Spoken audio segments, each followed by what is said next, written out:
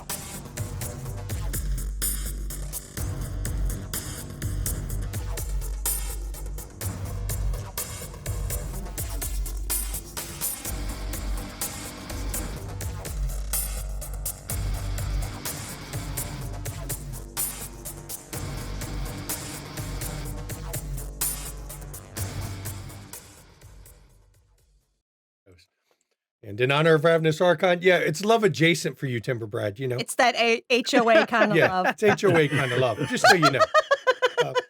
Because Ravenous Archon, for those that don't know, has set a stage of every time he starts a damn stream, he throws in some part of the conversation that was happening before they went live. So I'm doing it too out of love.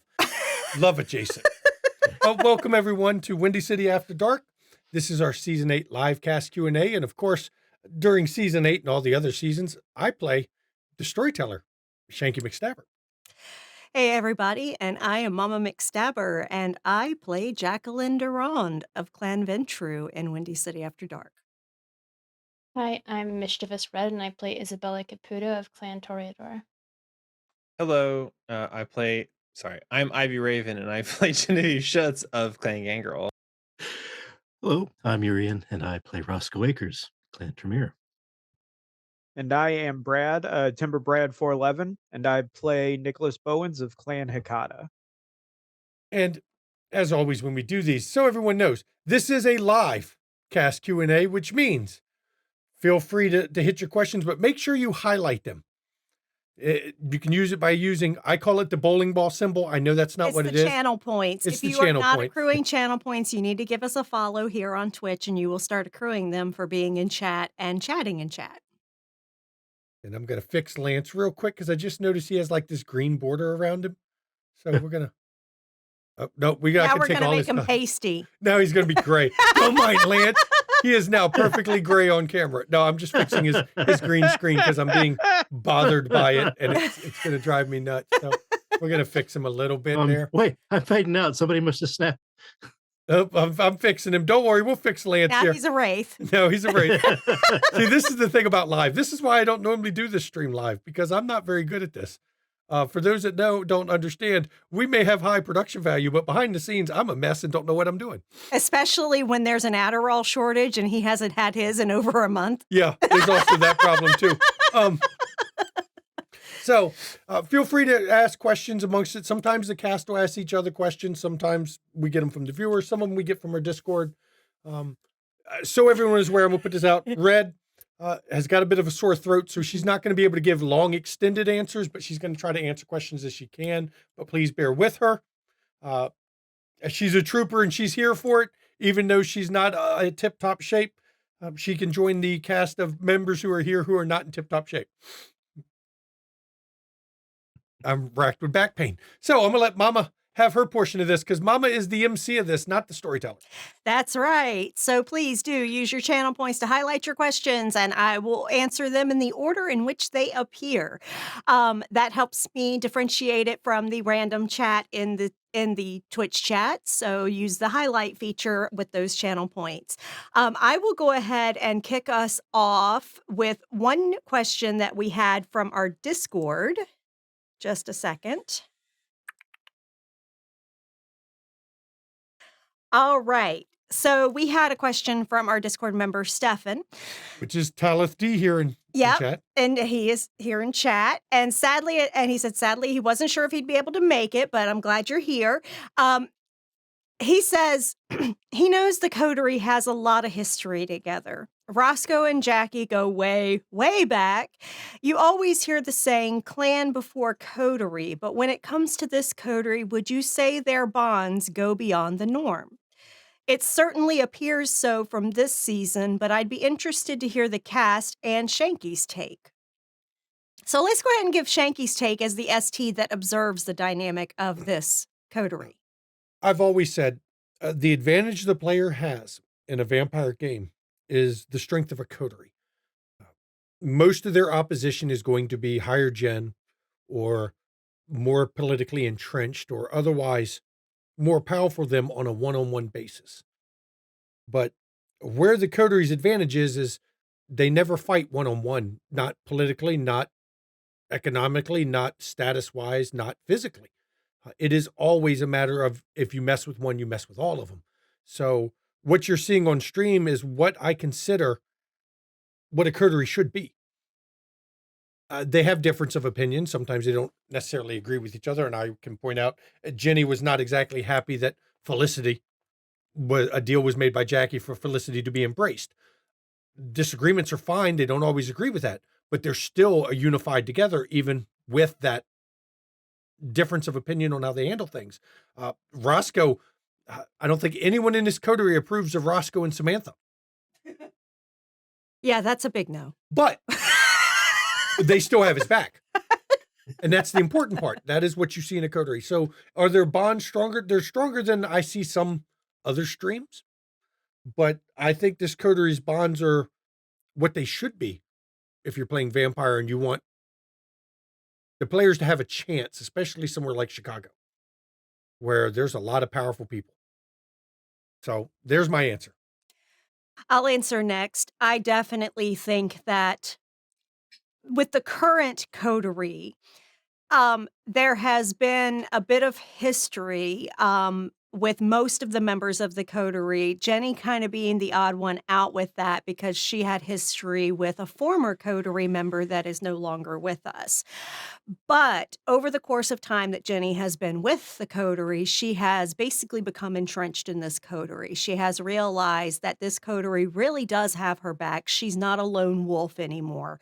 That we will back her up and she in turn backs us up. And I feel like that each of us has done things throughout the seasons that we've played that has proved that it is in our best interest to be loyal to each other over clan politics, over court politics, over bullshit going on in the city. Because if we are united as a 5 or 6 member coterie, we're pretty much unstoppable. And if folks try to step, we are stronger together. And I'll let it pass along to anyone else that would like to answer. I think for Isabella, part of it goes back to just these are the people that she knows in Chicago and that she's that she knows she can trust there because she spent very limited time there. And I imagine it's kind of the same for Jenny too. That you learn who you can and can't trust. And I think that just based on limited experience in Chicago, this is who she's learned that she can trust. And I would say, I would echo what Red and Raylena both said, with the only addition that Ginny does sort of have the character backstory history with Nicholas. So I think that there's like a little bit of that. Um, that came to the coterie when Nicholas did. But aside from that, absolutely, I think it's vampires generally can't be trusted, and the vampires in Chicago really can't be trusted. So having people you can trust, that you work, pretty well with together, I think makes the bond that much stronger.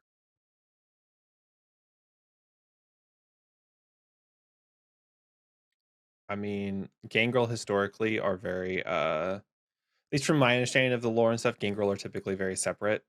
But if you are playing a character that is actually doing things instead of just being like what we always call the run through the woods character, you have to actually interact with other people. And yeah, Chicago is full of enemies. At least as far as this coterie is concerned, we aren't fucking each other over.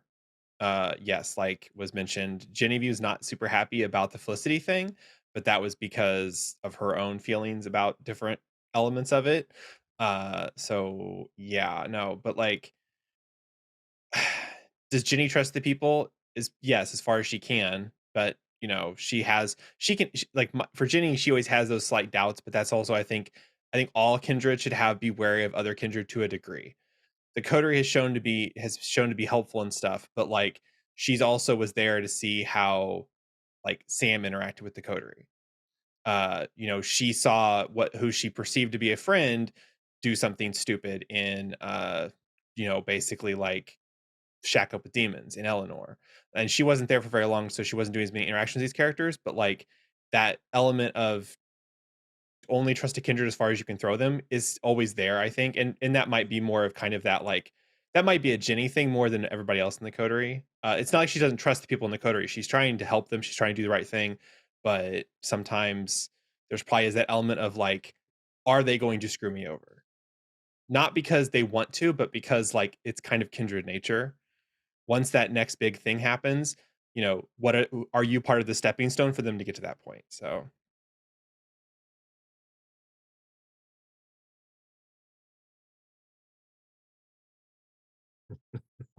Um, well, I mean, I have to agree with what everyone else has said so far. I mean, and the longer we spend together as a coterie, the more we trust each other because our actions really what prove, you know, what our intentions are. And we all know that without each other's backs, we're not going to survive in Chicago. It's a pretty hostile place.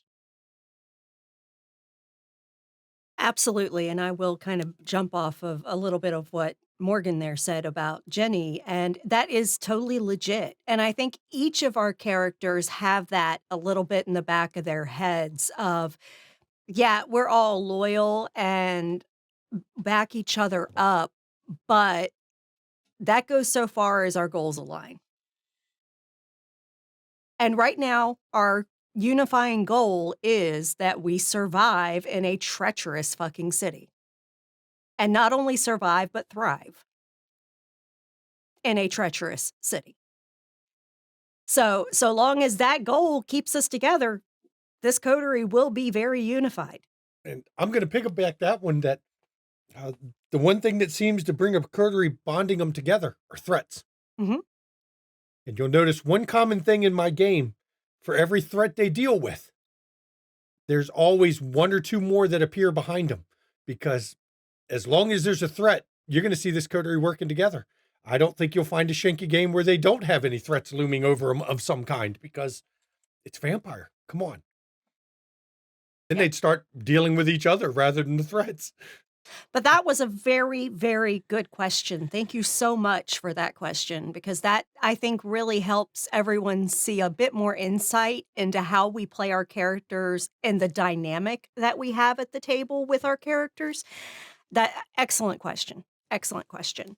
Eben Blade asks, any storylines you regret not following up? And I'll let others answer this first.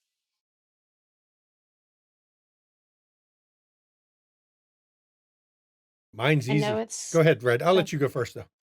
I was gonna say I know it's kind of like hard because we couldn't follow up with it. But I was really excited to finish up the Amelia stuff. And I know there's like a pause with it, and we will get back to it. I was real excited to see like how it escalated. Yeah, That was so much fun, and it was so frustrating that she got snatched. I'm like, no, I staked that bitch. Jackie likes to stake things so much, she's going to be mad when I start moving people's hearts around on I her. know, he's going to have to because her stake rolls get too good. We're gonna start playing games with that one. I mean, I had no choice on that. Personally, I can't say there's any storylines that I wish they would have done because of the nature of this game. It's the player centric. A lot of what gets followed up on is because either the players feel it is important enough they have to follow it up immediately, or because the players have, other priorities. So because I run a sandbox vampire game where most of the uh, actions that they're doing are totally dictated by them, I don't really get to say right now that I have anything I wish was followed up. Um, it's just the nature of the beast, you should say. I will say that there actually are no storylines that we have just abandoned, really. They've either come to their natural conclusion or they have been put on the back burner because we have bigger priorities at the time. It's not that we aren't going to address them, it's just they're not as pressing. When they become pressing, they'll move up to the top. What, like the Ash? Yeah. It took a backseat for a bunch of episodes. And then it came Isabella back up. brought it back into the story all of a sudden because, Mhm. well, she disappeared and now they've started a war with the Cinder Institute. That shouldn't be any problems. Oh, no, it's going to be fine. It's going to be fine. Jackie is now going to host a Tremere Ash party. It's fine. Not with Roscoe. Oh, Roscoe okay. is the one that will not be ashed if No. she can help it. But Roscoe's going to do his own Tremere Ash party he's going to be the center of. Just wait and see. Spoilers. yeah, but no, because I mean, that's the thing. You really, for folks that enjoy the story and have come in late, you really should at some point when you have time, either go to the season summaries or watch the older seasons, because a lot of stories that got started in earlier seasons come to fruition much later because we have to prioritize based on our characters' perspectives and priorities. And so, when we eventually get to them, we do. So it's not like anything's really been abandoned. I still haven't even forgotten that Roscoe gave Marcel the flesh tome. Don't worry, it will come up again. Well, I'm sure it will. Mm-hmm. Absolutely. That tome needs to eat people. But thank you for that question because it allows us to explain Anyone how else? we as players kind of Yep. play. Anyone else have storylines they wish they would have gotten to follow more? Go ahead, Nicholas. I would say the only thing, and obviously, going back to what Ryland said, it's going, things got put on the back burner, so it's not that they're not addressed, it's just they're not immediately pressing. But I always loved uh the interactions that I've had in this game and other games with Maddox. And so getting more of the Alessandro stuff, I think will be fun when we get to it. Um, but yeah, I would say I feel like everything has made sense prioritizing the way we have for the story and as things have happened. Um, so yeah, I wouldn't really say I regret anything not being followed up on. It's just we'll get there when we get there. And honestly, one thing I'll give y'all a little bit of insight into how my husband does vampire. When you have enemies in vampire with your characters, they pop up maybe once a season. Maybe. And it might be every other season that they pop up. He doesn't like to throw them at player characters constantly because if he does that, it resolves the enemy too quickly. And their appearance loses the impact. The impact if it's an enemy appearing. Yeah.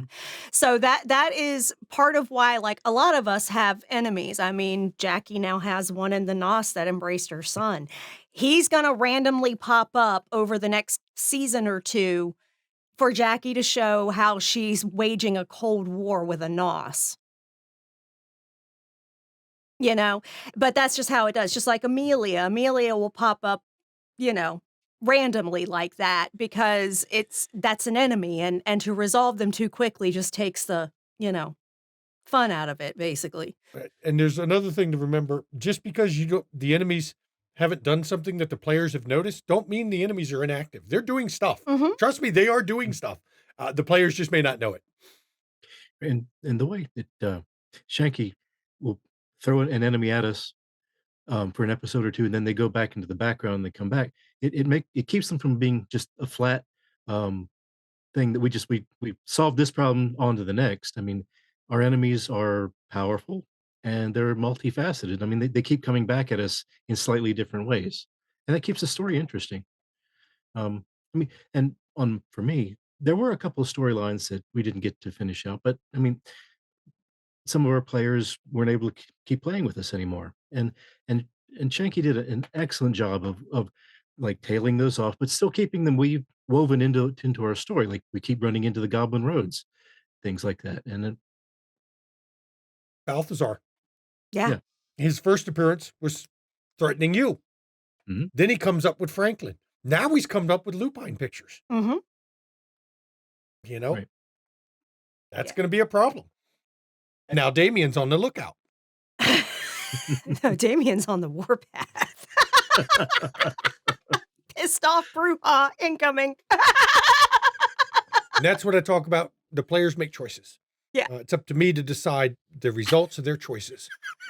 The choice to show Damien Or talk or about it. talk about that to Damien, much like the building getting blown up at the season finale, everybody, that was a consequence of an action taken.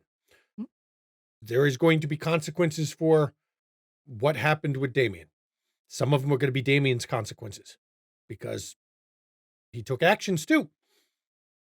Some of it's going to come back to the coterie at some point. We'll see. Yes. So, excellent question. Jenny got anything she missed? I don't think so. I was gonna say all this potential story thread stuff either interacted with or like I made note of it.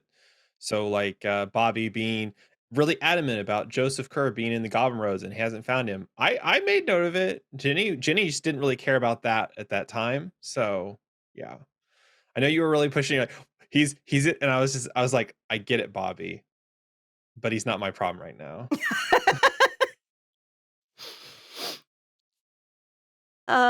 Okay. And then Evan Blade also asked, what surprised you most this season?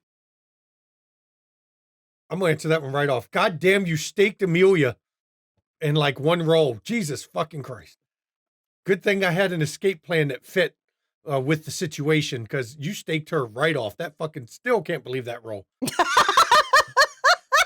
I really thought we had her. We were about to mop the fucking floor with her. Well, it was mad at me at that one. I was And so I mad. explained to her the mechanics behind why they failed to get her. I don't care about the mechanics. I'm still mad. Oh yeah, no, I was mad too. I was so upset. Like Brandon, so my husband is in the other office, and he heard me yell about it. Oh, trust me, I chewed him out afterwards. I'm like, that's fucked up. There was a mechanic behind it. I'm trying to think what really surprised me.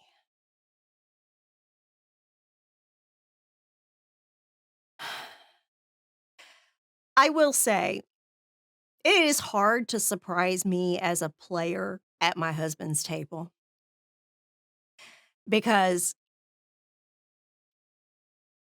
I know to always expect anything with him. Been with him for 20 years. Okay, I know this man inside and out. And 90% of your RPG experience was also playing in my games. Yes.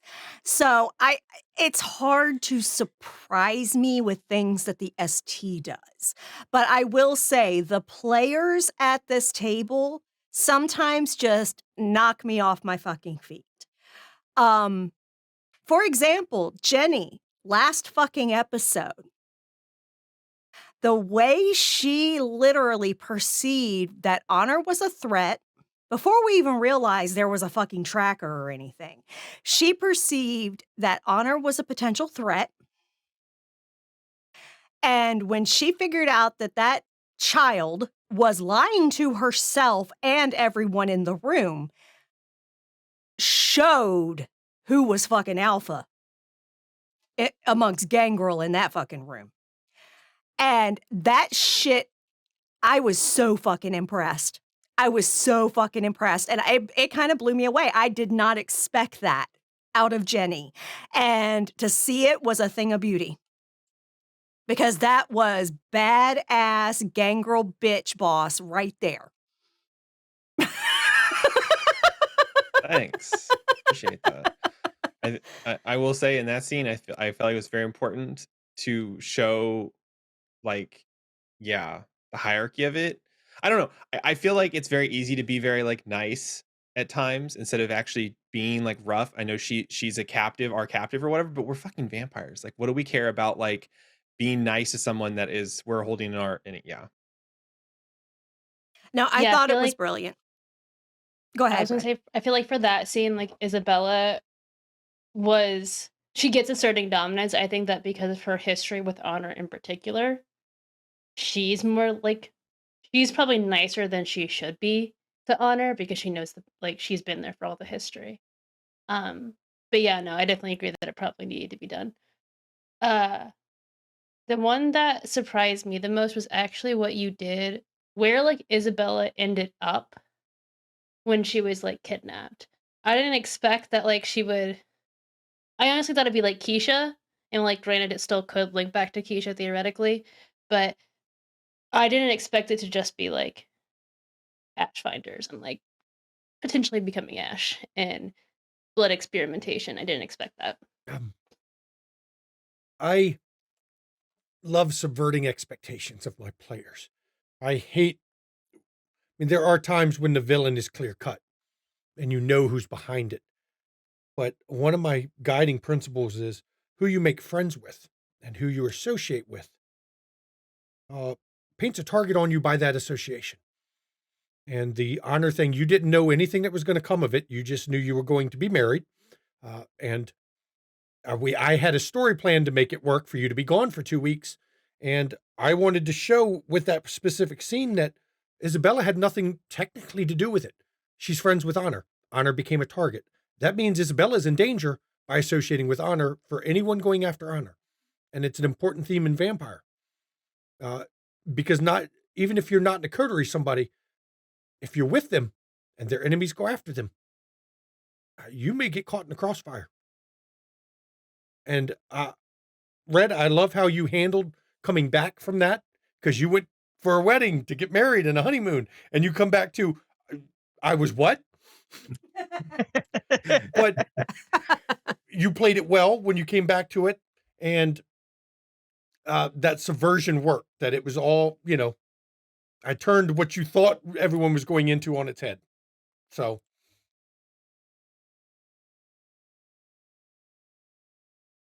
Anyone else got anything that surprised them this season?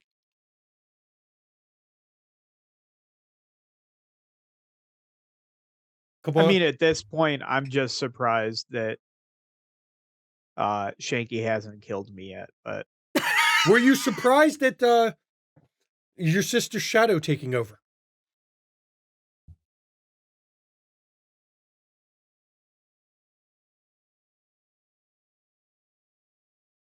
I figured it was going to happen at some point. Yeah, I guess I didn't necessarily expect it at that point. Your reaction to it was pretty fucking choice, I will say. For those that don't understand Wraith, the shadow is the negative side of a Wraith. It's much like a vampire's beast, but unlike the beast, the shadow can literally seize control of their body, can do things to fuck with them in general. It's a pretty nasty situation. But generally, the shadows only take control when something in particular triggers them. Now, this is behind the scenes on this, and this maybe a surprise to some players here at this table or not. Um, Ghosts form attachments to the living. And Nicholas's sister has obviously adopted Isabella as a proxy for herself. So Isabella is now tied to an emotion of Izzy's that she gains pathos from, gains ghost power, basically. And when that one she's attached to is threatened, you saw what the result is. It goes And to show then there's a tie between not only Nicholas and Izzy, Nicholas and Isabella, but Izzy and Isabella, along with Izzy and Nicholas. and Red actually brought up a really good point in chat. Yeah, the whole scene where Zal was being kidnapped kind of caught me off guard because yeah, I did not expect uh A trap? yeah. Oh, not at all. Okay, I will say that one kind of surprised me too, because I didn't even think about the fact that they could make themselves look like other, you know? I didn't even register that at all. So yeah, that one did surprise me a little bit.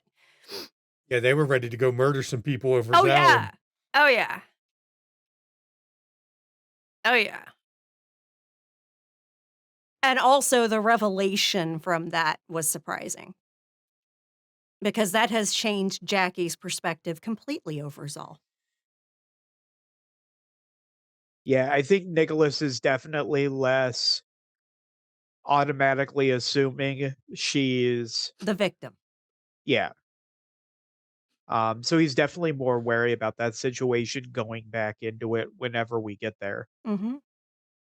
I got a question. How surprised were you, Lance, at what played out between Victor, yourself, and then Carl showing up? Oh, very, very much so. Um,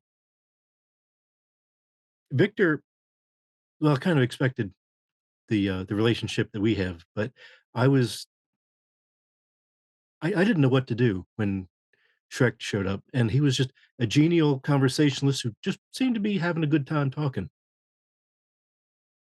But you know, you don't get to be in that position without having an iron fist ready to back it up. His threats were a lot more subtle than Victor's Mhm. method of threatening. Right. Mhm. A lot more subtle.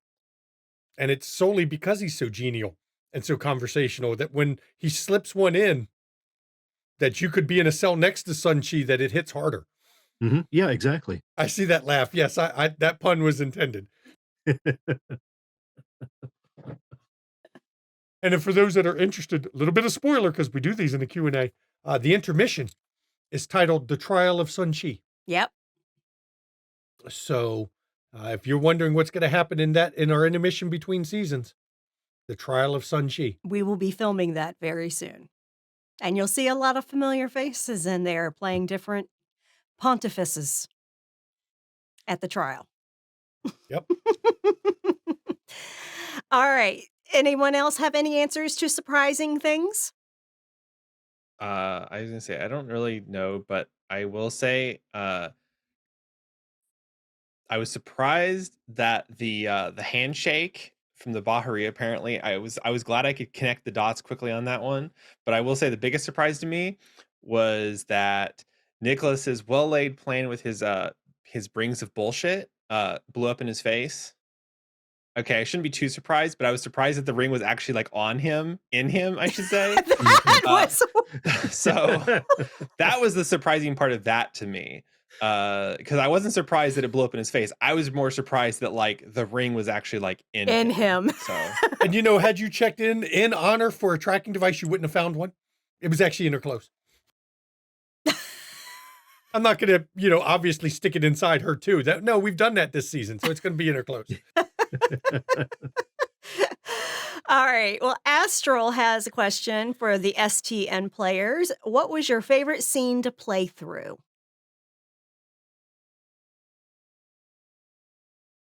I know it probably beat the Amelia scene with the dead horse, but oh my gosh, it was so fun. It felt so empowering because she seemed like this big threat that was like invincible, and we finally like got something on her. You taught her the well, the folly of hubris. Yeah. Yeah. Um, that was a good scene. There's been a lot of good scenes this Mm. season. I mean, even though I'm not quite answering the question because I wasn't in the scene, but the one between Jackie and Antoine, the reunion, that was Oh, very that was an awesome, incredibly awesome scene. thank you. And thank you, Gray, for playing that with me. It is so much fun doing that volley between those two characters with you. You do it brilliantly. Um, yeah, I would say probably I had a couple favorite scenes, and both involved Gray's character, Antoine, Jackie's son, because I had to figure out what Jackie is now. Um, Considering that she thought her son was dead for the better part of a century, okay? Um, so it's like, okay, I didn't even know what I was gonna do that first time until we got in the scene, and then I just went with what felt natural for the character, and it was intense, and I loved it, but the scene with him after the whole bullshit with Andre, that to me really took the cake. Because this is a Nosferatu that's been brainwashed. Clan before sect. Clan above everything. And he's seeing that there are some holes in his sire's story. And his mother has the answers.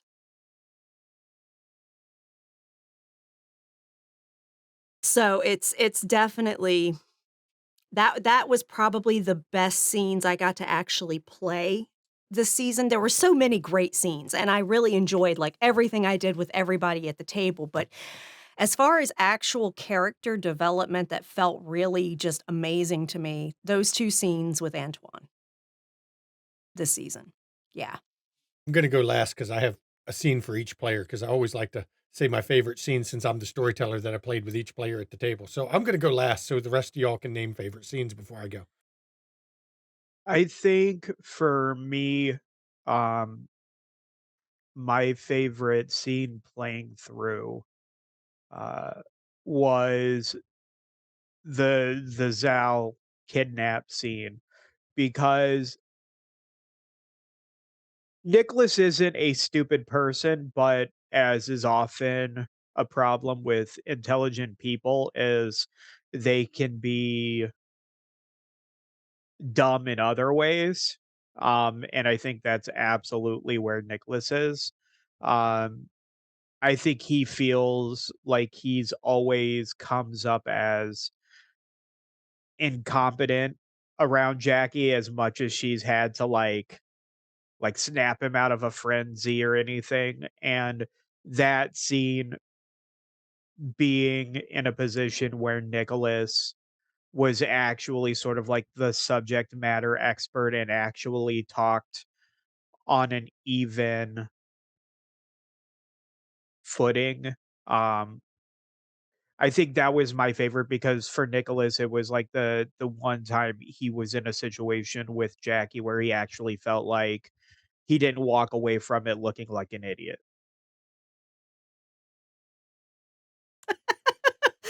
That tracks. You say that it's so rare, huh? I think my favorite scene this season was when Tasha, Roscoe, and I went and killed Pastor Jeff Jefferson. So okay, so the reason it's probably my favorite scene was because I had a general idea that Tasha had a rough background just due to kind of like the Chicago idea and all of these different elements to it. But seeing her just go like fucking to 11 without even like no asking, no ifs, ands, or buts, no regret, just 100% just like pedal to the metal was awesome. It also kind of helped open up this idea of from season 7, I think it was when we had the prince gave us the boons that we had to use like basically right then and there. Uh Ginny said, "Sure, could I embrace somebody?" And that was kind of a on a whim because it was kind of something that would be big deal since Gangrel don't have the right progeny in Chicago, but also was something she didn't think she'd ever follow through on. And actually having interacting with Tasha and seeing something of Tasha that wasn't just like, yes, ma'am, let me go do that, ma'am. Let me bring up the video for you, ma'am, kind of thing was like, okay, there is potential here beyond what I'd seen when she'd been spying on Cretius for me. So that was probably why that was probably my favorite scene. I got a But question also for just you on because that when you're done. everything I kept doing, I was just like, also because for me, I kind of went into it with one idea and I was like, let's do this. No, that doesn't work. Let's do this. No, that doesn't really work. Let's do this. Nah, whatever. Fuck it. Just burn it all down. Yeah. In Tasha, do you see the bit of the caged beast where she's caged her own inner darkness to get by and to survive in life, but inside she really is a bit wild, a bit of a monster like most people. It's Oh what yeah.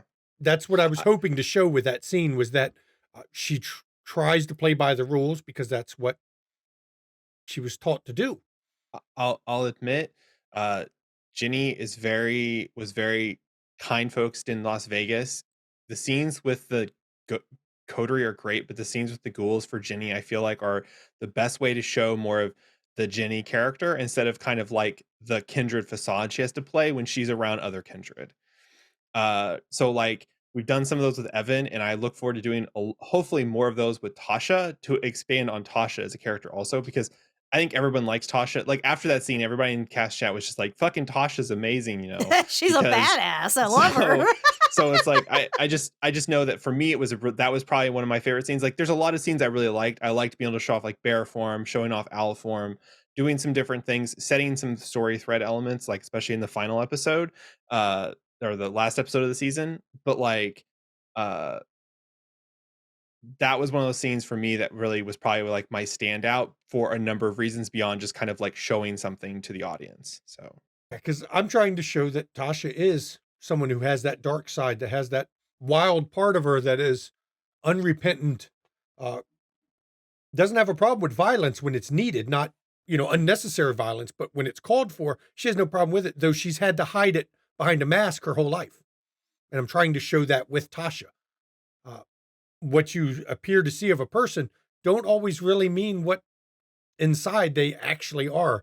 And in the case of Jenny's bringing out, showing her that it's okay to be that way sometimes. Sometimes it's needed. Sometimes you don't want to put a mask on. You want to unleash what you are. And now it's your turn, storyteller. Yeah.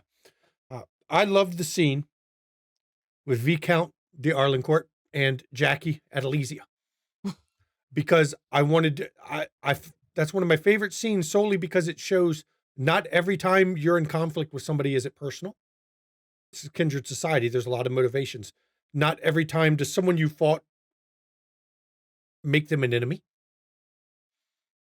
And not every kindred who's opposed to you 1 minute is always opposed to you. And I think that was a good scene to show that in Elysia, they were both, first of all, following the rules of Elysia, very congenial. But I think Jackie came out of it understanding there's no repercussions from him directly over what happened that night. Now, whether she brings it's a different story, but from him, he has no grudge to harbor. And while she does understand that, she also laid a little bit of a veiled threat that if he does get hired to come after Honor, that he will make an enemy. Right. And, from a kindred standpoint, it just goes to show that, he won't take it personal no matter what. Now, But she will if she he comes can. after her again. But I think that was a great scene for that. For Isabella, I loved the scene with you and Emilio when Emilio was telling you what he was going to do to protect you from Amelia DiCarlo. And you're telling him, no, don't risk himself. And he's looking you dead in the face going, he will easily sacrifice himself first because it showed that the attachment Isabella has to her ghoul, it's more than just kindred and ghoul. He's been your friend a very long time. And it also shows the other half of that where he doesn't consider his life as important as yours. And part of that is a bond, of course, but another part of that is just who he is. For Jenny, I love the Tasha scene. I think was great. The surprise on your face when I brought in Tasha being Tasha, showing the other part of Tasha. I love that whole scene. For Roscoe, I love your naive fumbling when it comes to Samantha. When you two are in a scene together, you are clueless in some ways, dirty in other ways, but overall you're kind of fumbling through it while you see her. She has a one-track mind. There is only one thing on her mind. And I love to see that scene play out because you're trying to handle the situation to steer it certain ways. And she's having none of that shit. Not a bit of it. And, and for Nicholas, I love this. It was a very, very brief scene, but when Izzy said she was going to go to Milwaukee or to Indianapolis to look for Honor and Isabella, and you told her not to go, and you admitted that she's going to do it anyway. You know that. The worry that you got and you played in that scene with her saying she's going anyway. She knows it's dangerous, but it's her choice. I actually loved that scene because you may be her brother and she loves you, but she's got an attachment to Isabella now that is important as well to her state as a wraith. You got to keep those attachments. Otherwise you're not going to be a wraith for long. And that is something I loved it mainly because when we set out for you joining the table with Isabella, that wasn't part of the plan. The Isabella connection was not part of any of the plan. That is developed dynamically as we've played. And I love those dynamic stories that develop that way. It's kind of like Peter with Jackie. He was a person that she was just going to feed on and linger and kiss the very first episode, I think it was. And now Peter's organically become one of her ghouls, her touch to the modern era as a ghoul. That's all dynamic. I love those kind of scenes. I did think of one more scene I really liked. The one with Isabella and Honor. That was such a hard scene because she wants to protect Honor and be her friend, but Honor doesn't see her that way right now. I told Verlin after that I love the way you played that. It showed, that Honor may hate you for it, but your own convictions and your own moral compass says for her own good, even if she hates you for it, to protect her, you're going to do this. And I love that. And hello, Daywalker. Lamar, we miss you.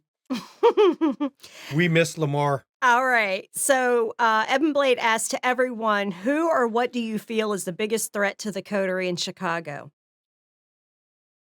The coterie themselves. I actually have an interesting answer to that. For a significant number of this coterie, our ghouls are the biggest threat to us. Because if something happens to them, we lose humanity. A number of us have touchstones as ghouls. And these ghouls are putting themselves in danger. Mm-hmm. That, to me, is the biggest threat to the coterie. Because what happens when Jackie loses another humanity? She's already at 5, and she's showing it. When a Ventrue goes to 4 humanity, and loses the only thing she really has left from her life prior, Peter won't be enough to sustain her. mm-mm. Not at all. What happens to a revenge artist Toreador when she loses her partner in crime? She'll become Martin. Mm-hmm. Guilt will hit her just like it did Martin, and she'll be willing to burn entire cities to the ground to get revenge. Yep. What happens to Nicholas when his companion, his lover, the one thing that keeps him remotely humane as a necromancer is destroyed. Those are things none of us as players even want to try to explore with our characters because the thought scares us. Yeah, Nicholas would Yeah, we yeah, would then truly become the truly monstrous versions of ourselves. And all of us are trying to hold on to that shred of humanity as tight as we can. I think at this point, if something happened to Tasha, I think Jenny would go on a fucking rampage Oh, yeah, already. already. Oh, She's shit. attached. She's not a touchstone, but She's a- Jenny would not be happy. Yeah. So Yeah. Evan, This- I mean, you would understand. You wouldn't be happy with Evan, but no, Evan dying scares Jenny only because then Fiorenza's gonna be up her ass. And she doesn't want that. That's the only reason she ever worries about Evan. but I he know go ahead. Samantha's not technically Roscoe's ghoul yet, but I feel like he would be very upset and probably like seek revenge. You ready for a spoiler? Oh, is it? She's Is she? she's been gold Oh, I didn't realize that. Oh, When- shit. when she stayed with him after the wondered. Capone hit, and he kept waking up to her laying beside him. She'd been sampling his blood. Oh, shit. Of course, that bitch is crazy. She is. Buck One- what did I Buck say? Cherry One wrote, track wrote that mind. song about Samantha. So One track mind. And that's why I love the scenes with him and her, because he's trying to manage it and to guide it and try to protect her, but at the same time also temper those bad choices she makes. But she has a one track mind. Yeah, good luck with that. Damn, Roscoe. And I have talked to Lance behind the scenes. Don't stick your fangs in crazy. Me and Lance, I'm not going to reveal why the Roscoe and Samantha, he's not willing to get rid of her. There's Lance and I have talked behind the scene. He's told me some of his character's motivation for that. I'm not going to reveal that. That is for Roscoe to share it when it comes in story or when he feels I like can't it. wait for that to be But shown. there are reasons, and that's why we're playing it this way. well, up until that revelation, I was going to say the biggest threat to the coterie would be Nicholas's hubris. But yeah, nope. Now I think it's Roscoe's. He doesn't know she's bound yet. Oh, No, he shit. doesn't. No, he He has doesn't. no clue. Oh, shit. He was asleep. That's fucked up. He was in day sleep. That's fucked up. She had to have something to do while she was Yeah, sleeping. obviously. but Nibble, now nibble. Now we know Samantha's got that glug glug suck 5,000 on her. Pull that blood out of him while he's asleep. So Wow. She can suck somebody flame clip off a Zippo. somebody please clip that. Clip that on Twitch, please. Please clip that. God damn. I was gonna say, see, Jenny sees the biggest threat to the coterie as actually like Prince Jackson, Mm. because he doesn't give a shit if there's a war that breaks out. Like, he wants the war to break out. The anarchs are their own thing, but like, yeah, because I don't know, because she also I know we were laughing. The biggest reason she sees it also is because if something happens and suddenly the prince's view of the coterie goes down, we become like one of those things that has to be like nipped at the bud, as it were. So yeah. You'll find almost every prince out there in their playbook is, if they're not sure how far they can solidify their rule, the first thing to do is to give an enemy he can point at the city to secure behind him. Vitale used Sabat. Loden used Lupine. Jackson seems prepared to use the anarchs. They've done it in every city. It is a normal way to, well, I mean, if we're at war, you have to unify behind me. It's not the time to be bickering. Unify. We're at war. So, Mhm. yeah, at least you could say the anarchs that he's skirting the war with, honestly, do not have a chance to actually overthrow his rule. They're just not organized enough after decades of systemic beatdowns that have been given to him between the Wolf Pack, Damien, previous princes. The anarchs are not in a position to actually threaten Chicago. Oh, they probably obviously, Jenny's view of the Anarchs was not good when we visited them. It's just Jenny probably looks at the prince as being kind of like, how far is he willing to be pushed, as it were? Because the coterie constantly feels like they have him by the neck, even if he doesn't know it. That's the bigger threat. If the prince starts to feel you have too much on him, you become a threat to him, which makes you a target by him. That's a dangerous threat. That's why Jackie said she would destroy the picture.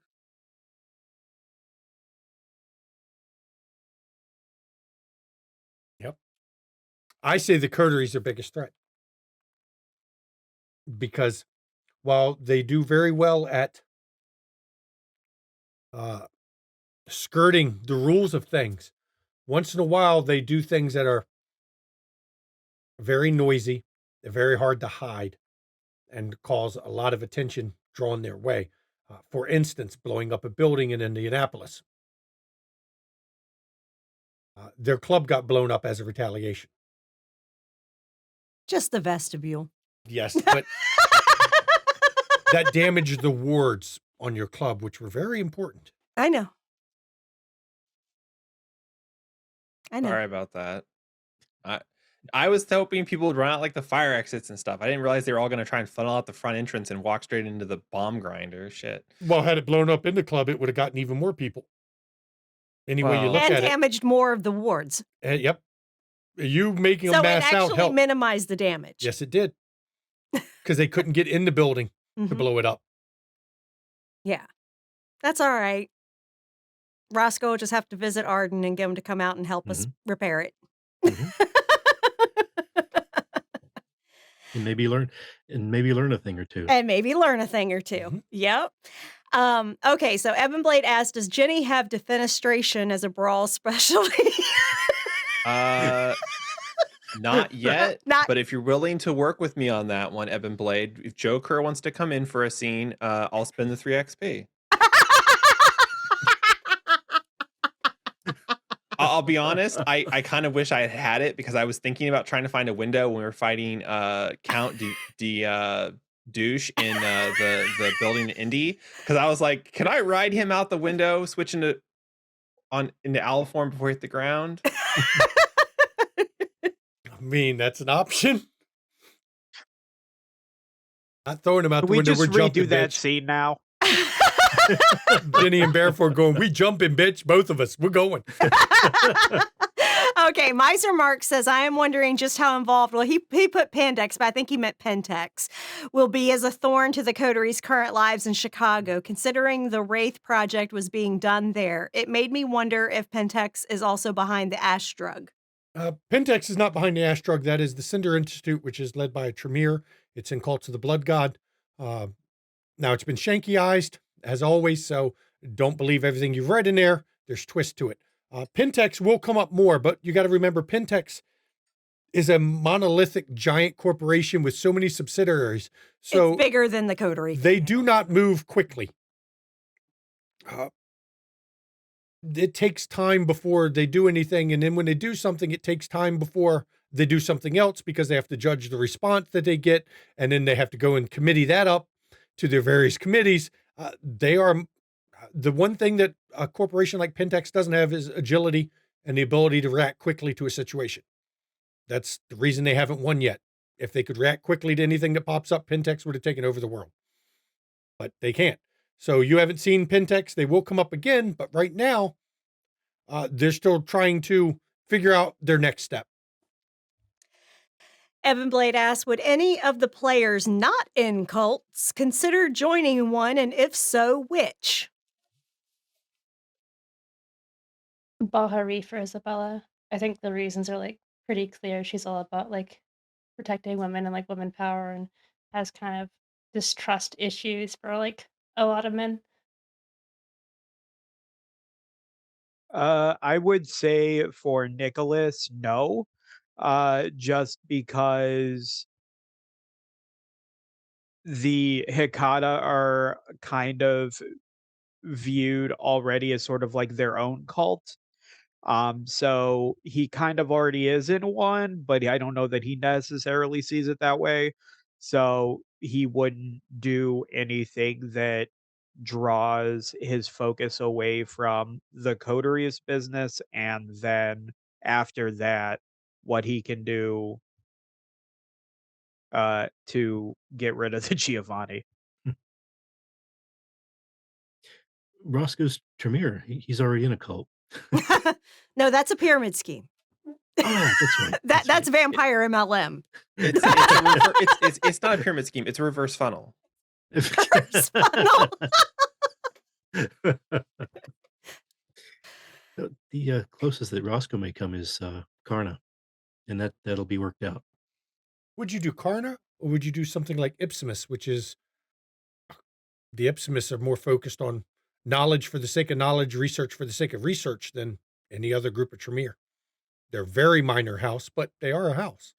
Mhm. It hasn't come up in here yet because, well, you haven't had a chance to see that, but it's on my list. It's a possibility. For the comment you put in chat, Shanky, as a player, I don't know enough about the cultivar to say. I've Uh, had an introduction to the Bahari. The cultivars are the form of Bahari that are the fanatical, men-hating zealots. I don't think she's like really men hating because like she has people like Emilio in her life. Yeah, And definitely, I don't think that there's enough shown to their dynamic for her to see Emilio as like a subservient, as more like you said earlier, a partner in crime. that's valid. I just was curious because that would make some serious issues in the coterie with a Bahari and a Let's cultivar. not do that. That would be Let's not do that. that would make it difficult. Let's not do that. Hey, this wasn't my bad idea. That's all I'm saying. No, because Shanky's full of bad ideas too. Well, that would play out very well on camera as you eventually worked it out, but No. or you murdered each other. One of the two. Yeah. I I mean, mean, it's a murder, and whoever's left gets on a plane. So She might. I don't know what Jenny's convictions are, but Isabella might walk the line more than Jenny. hmm Because I think Isabella's a little more impulsive. a little bit more impulsive and like very different distinction between like how men and women are treated for like their crimes, whereas like Jenny's like, all of you fucked up, like deal with it, hmm and we'll like punish them equally. I think Isabella will probably punish men more. So she'd probably become closer, but I don't think she'd be full. you say that, but one of my convictions is what is it? Something like if a man fucks up, let him be punished for it or something. It's something men similar must to that. lie in the bed they have made. Yep. Yes, that's it. That's why whenever a dude completely fucks up, she's just like, that's a shame. Okay. So yeah, I can't answer that because Jackie's already in a cult. So funny story, I didn't start her that way, but it just made perfect sense for the venture I crafted that she would be. Once the books came out for Yeah. I'm the like, cult. holy shit, I made a Mithraeus without even trying.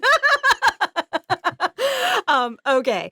Devilish Darkness asks, so Jackie, if Damian Ashes Jackson and company, would you be interested in being Prince of Chicago? Jackie would not. Because then Too she'd much I would baggage. say then she would have to listen to Carfax tell her how to run her city. Yes. Listen to what's her name? Lucinda. Lucinda, how you run your city. Yeah, no, she would not. She wouldn't take Chicago for love or money. The tower has decided that they will no longer allow the city to be like when Loden ran it, Right. which means just the cars, and the tower itself takes a very active hand in certain aspects In management of this domain. So no, Jackie would not because she doesn't need that kind of heavy-handed supervision. And yeah, that would not go well for a venture such as Jackie to be told how she's going to rule. Yeah, so no, that's a big no. She'll be happy with Milwaukee. Very happy. Oh, you laughing at that? She'll be very happy with Milwaukee.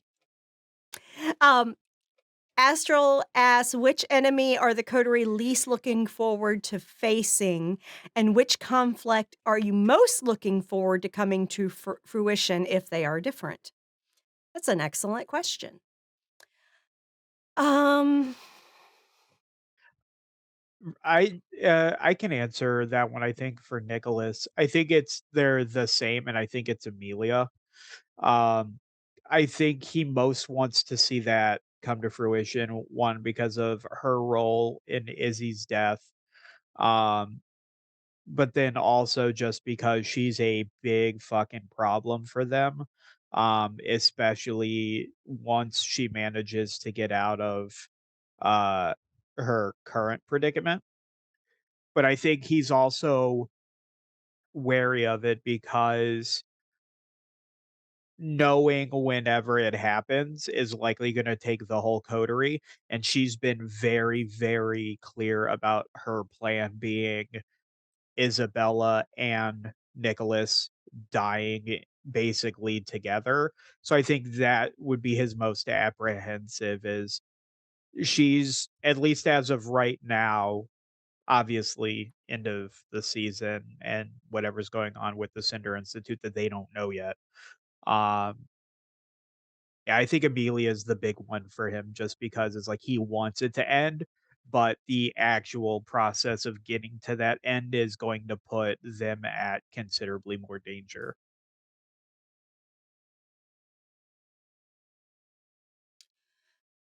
for me, it's going to be Loden. The coterie's been tasked to kill Loden by Prince Jackson. I look forward to it because he is a problem for the entire fucking city. Has been since he came to the fucking city. But also kind of dread it because it's going to be a challenge, and any assistance we get might get got in the process. I imagine that the casualties will be high in that endeavor. So, yeah, but he's next on Jackie's menu. Gotta preserve that power. I'm going to go last on this one. Loden is definitely at the top of the list. I was trying to think, and I was like, who are the enemies? I was like, oh yeah, Loden. Definitely Loden for Ginny. He's probably the one she wants to see killed the most, simply because he spit in her face by firebombing her hotel. Um, she doesn't care about his history. She just doesn't like that one thing was his like one chance to not be a shithead, and he took it and ran with it. Though she is looking forward to killing Duncan McTavish too, just so that she can like kick Bobby in the ass and ship him off someplace else.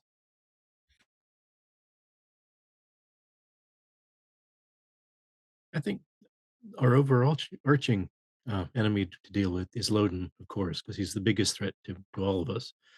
Um, but for Roscoe, Victor's kind of in his sights, is more personal level. Oh, Jackie's got Roscoe's back on that. Victor's a giant douche. Mhm, yeah.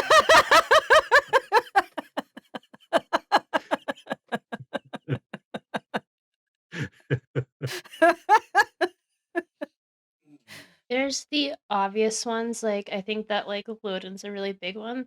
Um, I think Isabella's also concerned about the princes, both Decker and Jackson, just because she's not sure what all they have at their disposal, and they're both making moves, Yeah.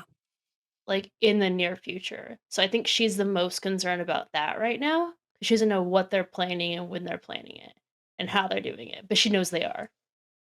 I think the most satisfying, though, would be Amelia. But she doesn't see Amelia as the biggest threat now, though, because she's, like, seen weaknesses.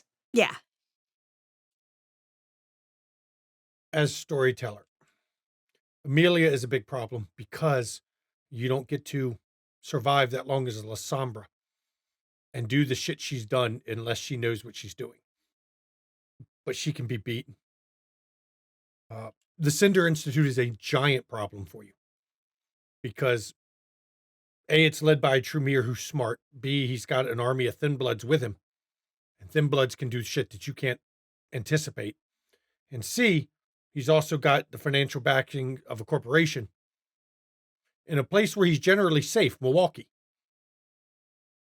Cinder Institute is a problem. I don't think this coteries faced that like before. It is going to be a learning experience for the coterie, much as you saw with the explosion.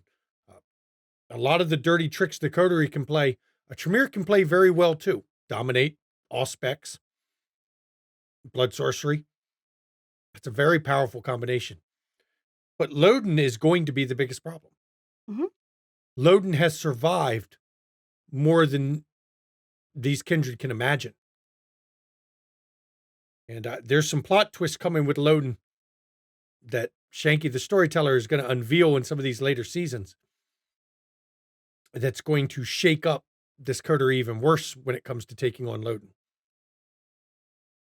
Because yes, you're right. The casualties involved in going up against Loden Will He- be atrocious. he will never go down easy. Right. He is not. I mean, Capone was a fucking joke. Mm-hmm. Capone was a fucking joke.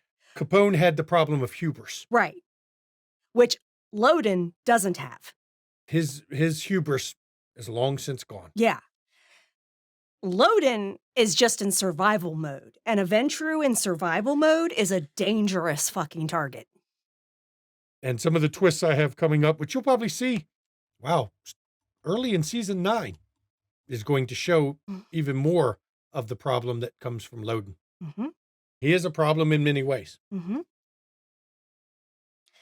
All right. Omega Wanderer says, what was your favorite character development of the season?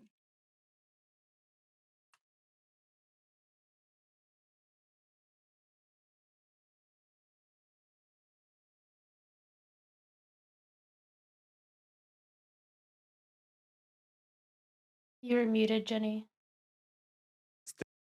Sorry, I'm just thinking. I'm doing the talk thinking to myself. So Okay, just wanted to make sure. like the biggest development. I mean, shit, the biggest development.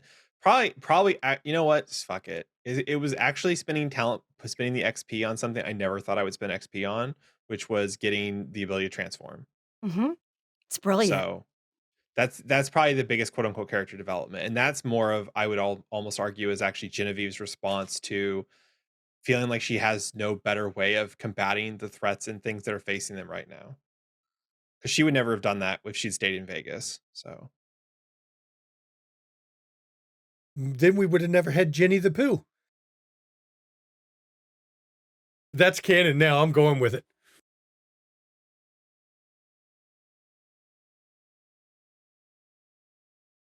It's not necessarily Nicholas's character development, but as sort of like a proxy.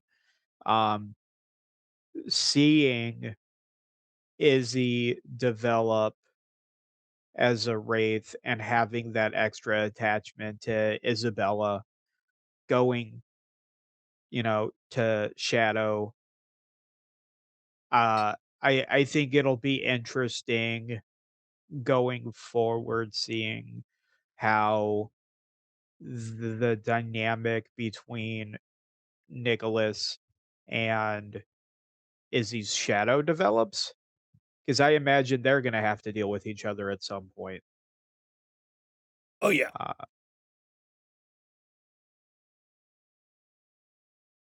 You played enough Wraith, or you know enough about Wraith. You understand what it really means. oh yeah.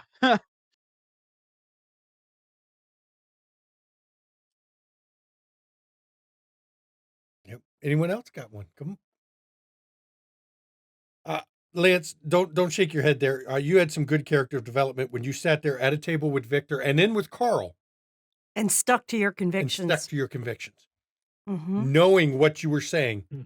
how that was going to go over. Mm-hmm. Well, okay, I'll agree with you on that. You were looking death in the face and like, no, I'm not going to agree with you just to save my ass. No. And you did the same when your sire showed up. Yeah. You wouldn't have seen that from Roscoe early seasons. Uh-uh. Oh no, you're right. You're right. I hadn't really thought about that way, but yeah. For Isabella, there was a lot of little changes, so I'm trying to think of like any big ones that occurred. But like obviously like gaining the new powers, um, actually taking advantage of someone's death to like enter into a business deal. I feel like Jackie's rubbed off onto her from that or for that. Yes, when opportunity presents, seize it. Yeah. So it's like a lot of little things. Oh, that was good. That was good. Dude died and I took over his business. That was such a boss bitch move. And you didn't take the first offer. Like, no, that's a shitty ratio. No. Honestly, there has been, I mean, Jackie has developed a bit each season, but I feel like this season, I've really kind of felt like she's kind of come into what she really is now. Because, yeah, she diablerized Capone and lost to humanity with that, but I kind of took that with her as it was kind of that slower slide into that humanity. It wasn't like instant for her. She's slowly become a bit more detached from humanity as a whole.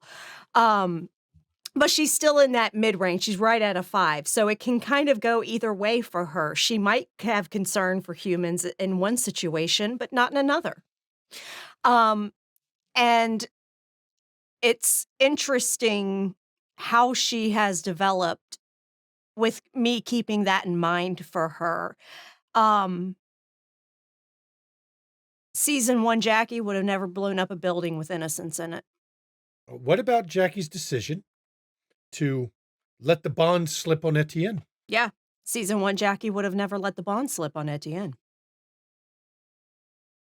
But she has. Now, how long before Isabella lets the bond slip on Amelia? Before, I thought she might. But now that she's seeing what Amelia like because yeah, but now that she's seen how Emilio's acting, I feel like she's gonna wanna like rein him in a bit and like control him because I put this in the chat. I feel like Emilio is the ghoul who's most likely to die first because of his actions. He is willing to be as reckless as he has to be. Yeah. Exactly. So I feel like she might like I initially I was thinking that she might. Now I don't think so. And that's character development going both ways. She might, no, she won't. That's a double character development. Because the whole gist of Jackie doing it is to test Etienne's loyalty. That's where she is now. She's going to test if without the bond, is he still loyal? And if he is, he'll reap rewards from that. If he isn't, he'll go back under bond. And that's where my character is now. She still has her moments of empathy, more so towards her kindred companions. But she's also able to withdraw that empathy when they're fucking up. Like she did with Nicholas, where she was just like, I am so fucking tired of cleaning up your messes. Get your shit together. Or with Roscoe when Jackie said, you need to handle Samantha. Just in general, you just need to handle Samantha. Mm-hmm. So yeah, there's been some development for her, and I'm not going to say it's necessarily for the better, but it's right for her where she is now. She's an old bird. She's been around a long time. She ain't going to be close to humanity for long.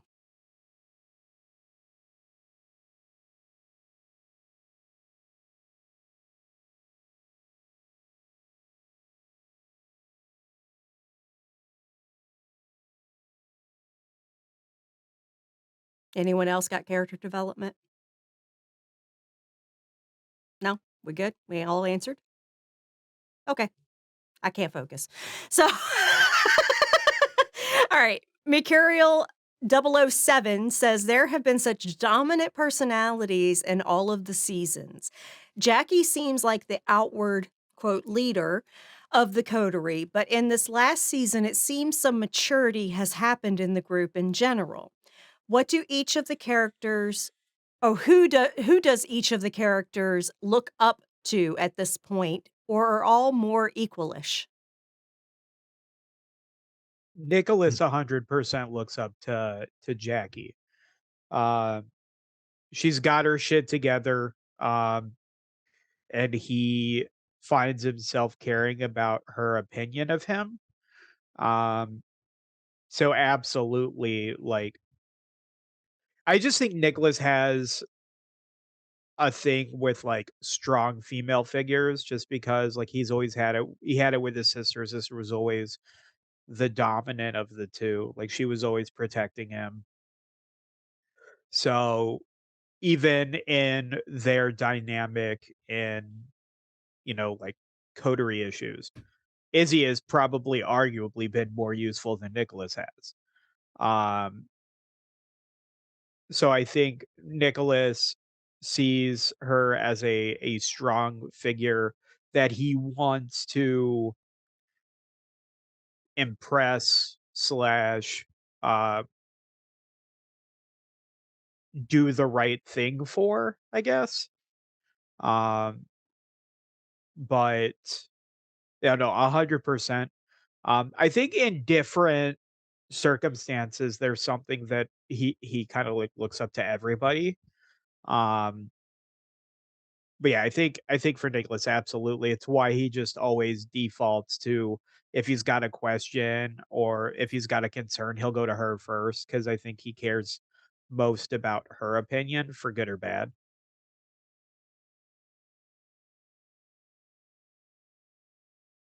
I'd say for Isabella, it's probably both Jenny and Jackie. A, because bonds now. Um, but B, I think she looks up to them for different reasons. I think Jackie, it's like the always like cool headedness and like business decisions and like just like the strategizing she does. And then for Jenny, I think it's more of just like Jenny's raw power and how she's able to use that to its fullest.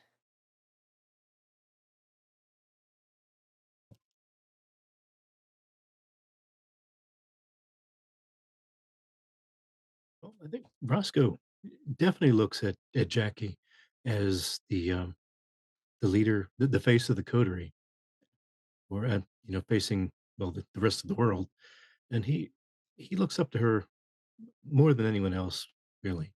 Because there's been a lot of times when he's had bad ideas and she's put him straight.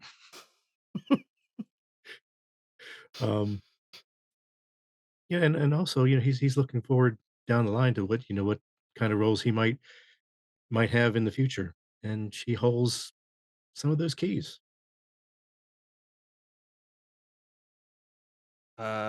Ginny actually kind of looks at the whole coterie as equals. They each have their own like piece that they bring to the table to make the whole, as it were. So like Roscoe, while he wasn't necessarily super helpful when she went to the church with Tasha, he has other uses where he has shown to be like 1,000 times more helpful than anybody else in the coterie could have been, or at least faster. Uh, she does view Nicholas probably a little bit less than everybody else, but that's only because of their history in Vegas. And she knows how useful he actually is, which is less than everybody else. So yeah. Ouch. God damn the shade. Damn. Look, Tea Hey. spilled everywhere. look. Hey, Look. facts are facts. I get it. Look, I when we decided to have Nicholas like living in Vegas at the time and Jenny bringing him in because we wanted somebody that could like speak to ghosts or whatever spirit stuff. It morphed from there and it's kind of kept on going, which is great. I always feel like I have to somebody I can shit talk on, and unfortunately Nicholas is the bottom of the hill that is Jenny. So I will tell you, as a player, playing Jackie, she's the Ventru. So usually it falls upon the Ventru, if they're remotely competent in any vampire game, to be the leader of a coterie. It really does. And in earlier seasons, it really fell on Jackie to be the leader. And that stressed me out as a player. It did. I'm like, Jesus Christ, are these people able to make decisions? And obviously not. But Not good decisions, but decisions. but yeah, and so it did stress me out. But as I got more comfortable in the character and playing that, and honestly, my own inclination is to generally be a bit of a leader. That is who I am as a person. It's not that I want to rule, it's that I want to inspire and raise up everyone around me. And that is something that I'm kind of trying to do with Jackie as well. She doesn't perceive herself as higher than anyone else in the coterie. She really doesn't. She looks at every single member's strengths and sees the value of them. That is who she is, and she is not the typical Ventrue because of that. She doesn't automatically think high clan versus low clan. It's like, what do you bring to the table? When we're all sitting around at that coterie meeting, she knows that she's going to get insight from a different perspective from every single member of the coterie, and that is valuable to her because she generally, has some decent ideas, but she's not always right. She's not always perfect, and she knows this about herself. And she wants to hear the input of everyone around her, what they could think could be a thing that they could do to make it work, that kind of thing. So she really sees everyone at the table as a conglomerate of equals. Yes, she serves a role as the face out in public for the coterie. She's the one that intervenes with Kevin because she has the status to do so. She's the one who deals with things forward to show that she might be the pseudo leader of this group, but she really isn't in her mind. She sees it as a truly everyone makes this work. She couldn't do it alone. And so with that, she doesn't see that she's better than anyone. And Nicholas, you made a joke in Zoom that, everyone just wants him for his necklace. But Izzy is a spirit. You're a Hakata. Mhm. Spirits are how you interact. So that necklace on someone who's not a Hakata, who does not have a way to interact with spirits, does not have a way to speak with spirits, wouldn't do him a damn lick of good. Other than just make them feel weird. Yeah. The fact that you're a Hakata and spirits are what you do, the necklace is just a conduit, another way for you to use your Hakata powers that you wouldn't have otherwise. So, yes, there's going to be some negatives that come from the necklace because everyone's seen Izzy's been real helpful, but you got to balance it. But overall, you are a Hakata and spirits are that's your stock and jam. trade. Yeah, that's your jam. So the fact that she's in your necklace, that's just showing the Hakata make deals. In this case, the fact that you're a Hakata, you can communicate with her. Because they couldn't get that information. Otherwise, it's very rare that everyone has heard her or interacted with her because it takes so much effort for a spirit to interact with the real world. This is a fun question that Devilish Darkness put up, and I can't wait to hear the answers to it. What's the coterie's plan if Jackie frenzies? Nicholas is hopping over to the Shadowlands and saying, "Bye, Felicia." Watch Etty in frenzy with her. He would. I mean, Ginny would probably go into guess I gotta brawl this chick. So it's we'll get out the Jello pool and and charge admission. yeah. Isabella would probably stand back and watch and see the consequences unfold. And then plot revenge on whoever made her frenzy. Potentially, yeah. Depending on if it was justified or not. Because Jackie does make some poor decisions. Rarely, but can. It does happen. Blows up a building. Yeah, I know. She didn't think of the results. Fuck off. Yep, the consequences of what blowing up a building meant was you not know on the what? list. She was pissed the fuck off. But yeah, no, I think it would be funny because I really haven't frenzied with Jackie. Roscoe will break out balls caressed when Jackie friends. Yeah, no, because I've literally, I think it was one time I technically did, and that was when the first time we went out to the cemetery where what's her name is. Mhm. That's when I decided to role play it out how scared Jackie was. Yeah, you didn't actually fail a frenzy roll. You just I decided to just show that Yeah. she was very scared. Yeah, and so because I don't think I've actually failed a frenzy check. the only ones who failed a frenzy check so far have been Nicholas and Roscoe. Yeah. So yeah, I really, I mean, that would be fascinating as a player to see what happens when my character frenzies. Because I have no idea.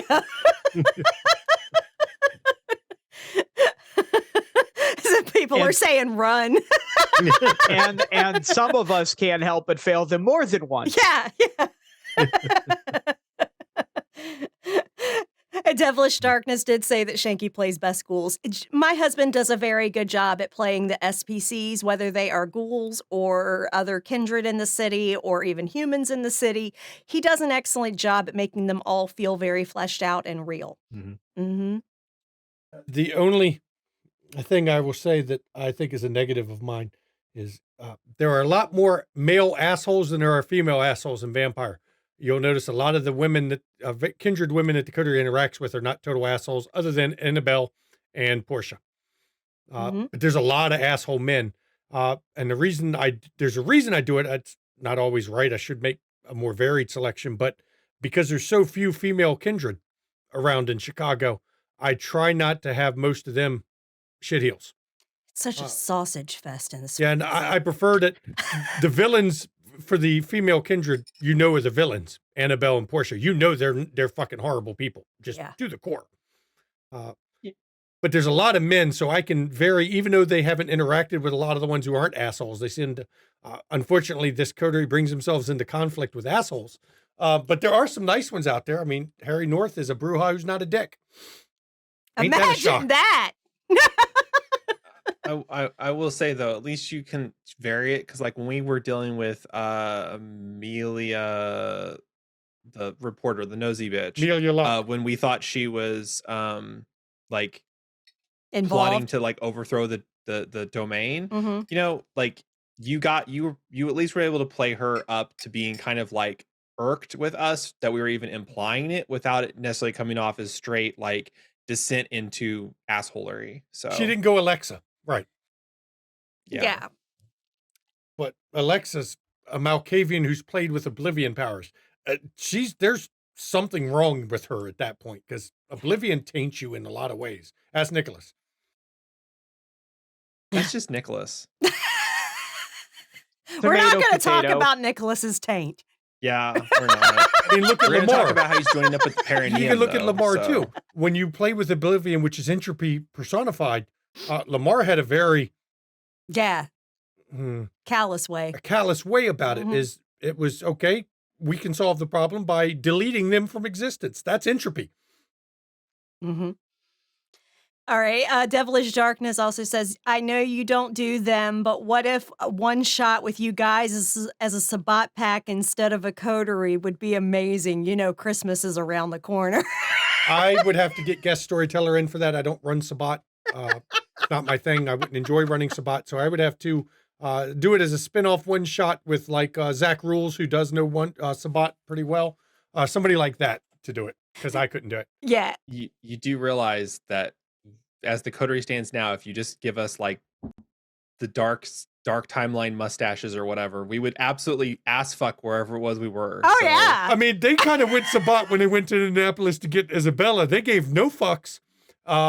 It's an Anarch City. Yeah, Fuck fuck 'em. who dies. Fuck the consequences. We're going in and we're doing it. It's an Anarch City. Fuck them. I mean, to be fair, living in Chicago in real life, there's nobody innocent in Indiana.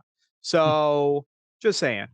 And besides, a lot of things, ones we had to deal with in Indianapolis were thin bloods, and they're less than kind. Yeah, that's fucked up, but that's the way a lot of kindred look at it. Yeah, you got problems when the Toreador is acting the most rational. Yes, but you told them so.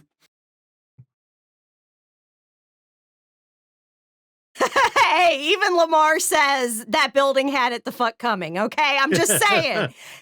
Jackie was pissed. They dared. Consequences for actions. I don't fucking care. She The was still war, pissed. the war is on. You know what? It's fine. It's fine. It's fine. All right, I'm scrolling through. Okay. Logan Griffo says, what aspect of your character has another coterie member brought out this season?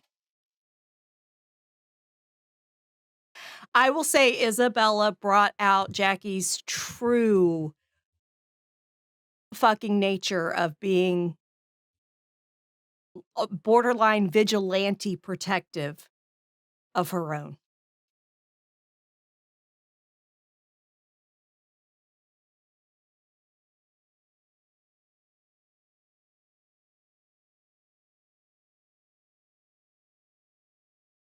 I think sorry, just real fast. It was probably actually Jackie in like episode 1 or 2 whenever it was we went to see Dawn.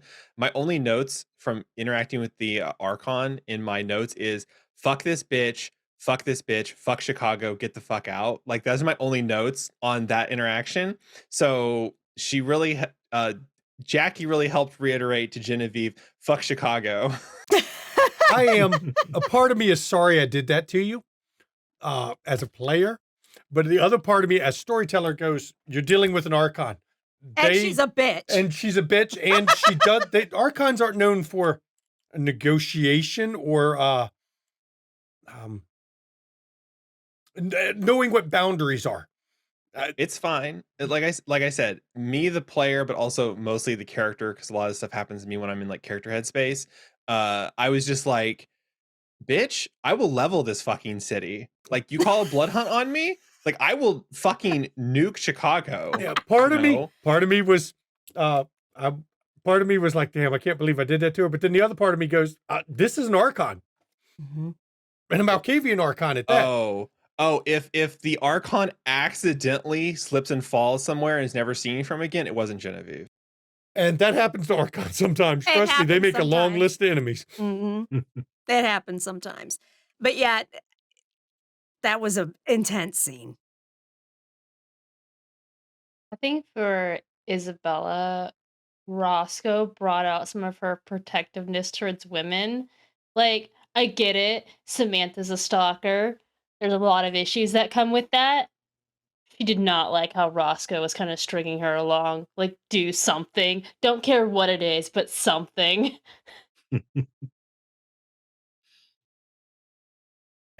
I think for me,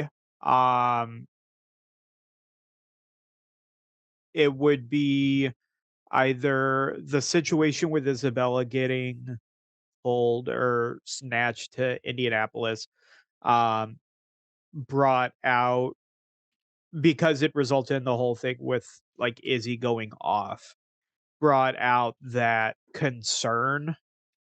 Um, because typically, like just kind of knowing that she's always around, knowing that she's generally in the vicinity, um, so being in a position where he knows that she's going to be somewhere else, and not in his immediate vicinity to do anything to help or save her if something happened.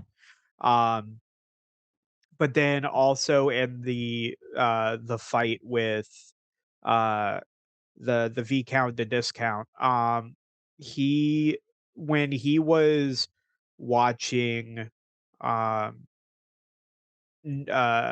Roscoe's back, um, kind of goes back to this idea where, when Nicholas first joined the coterie, he had a lot of problems. Like it, he had to be talked to a couple of times. It's like, hey, it's the coterie. Like you need to kind of like jump on board the coterie thing as opposed to thinking of yourself as Hikata first, sort of a thing.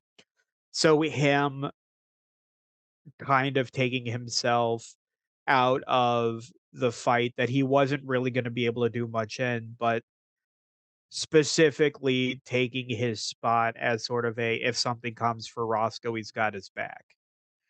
Um, I think those were the two big like other things characters did that sort of pushed Nicholas in different directions.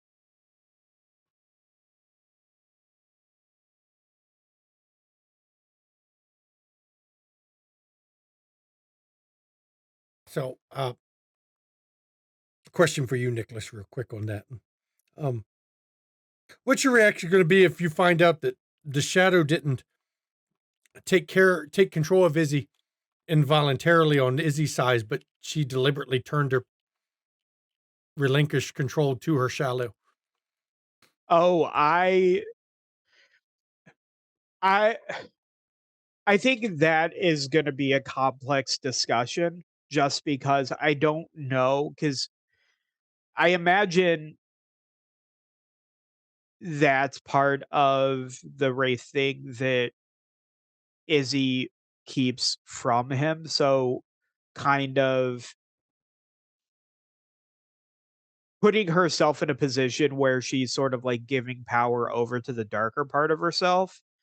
Like if he knows that was a conscious decision, I think would be a much bigger, longer discussion for the two of them. Because Just be go ahead.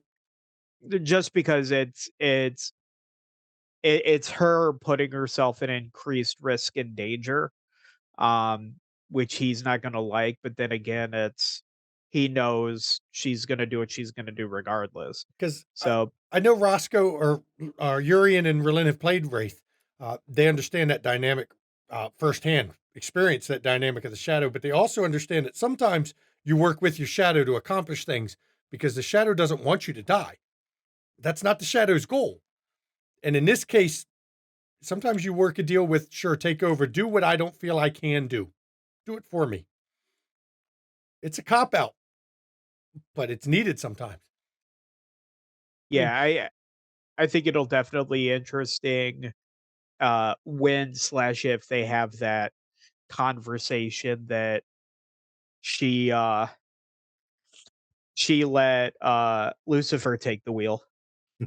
expect I a mean, little bit more often of that happening now that she's done it once.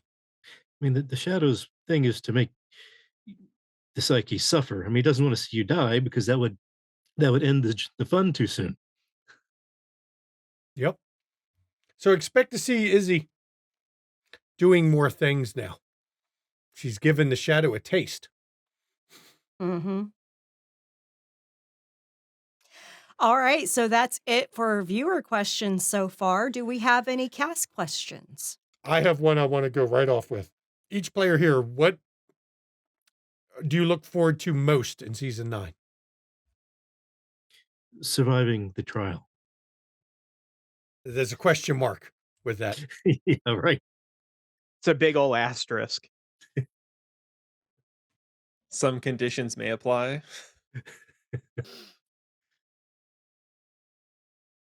I think now, I kinda with that revelation, um, the fallout of the attack on the Cinder Institute, the reciprocation, but then also seeing Shadow Izzy more, I think will be fun.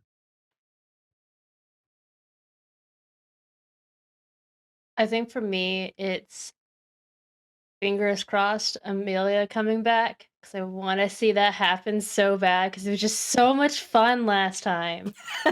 Um, I think I will say I have a least looking forward to is what kind of trouble Emilio fucking gets himself into trying to protect Isabella. Like that, All like the trouble. yeah, yeah.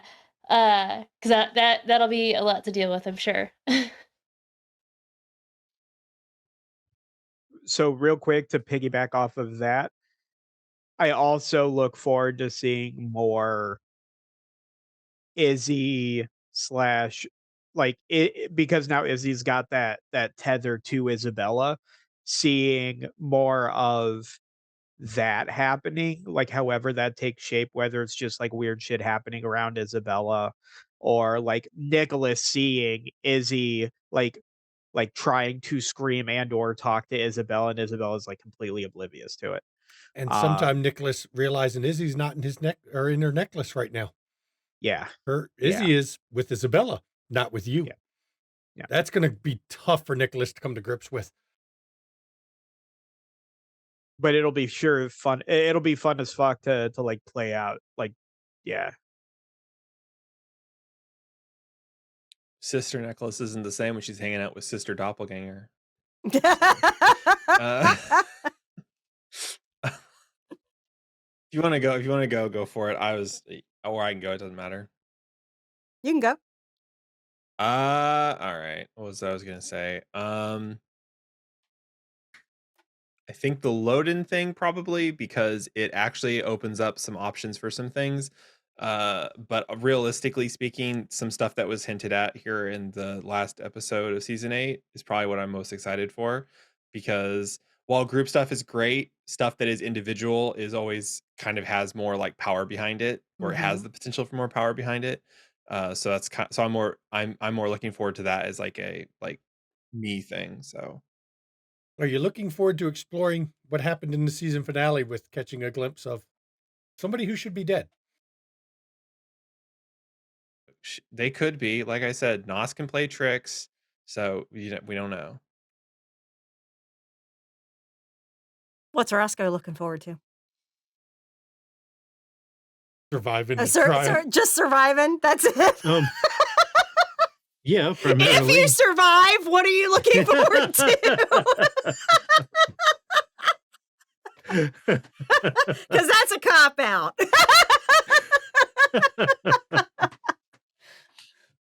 um, I am looking forward to see how the storyline with Samantha plays out. I mean, it can't last forever. Um, Nothing good-ish Yep. ever does. Right.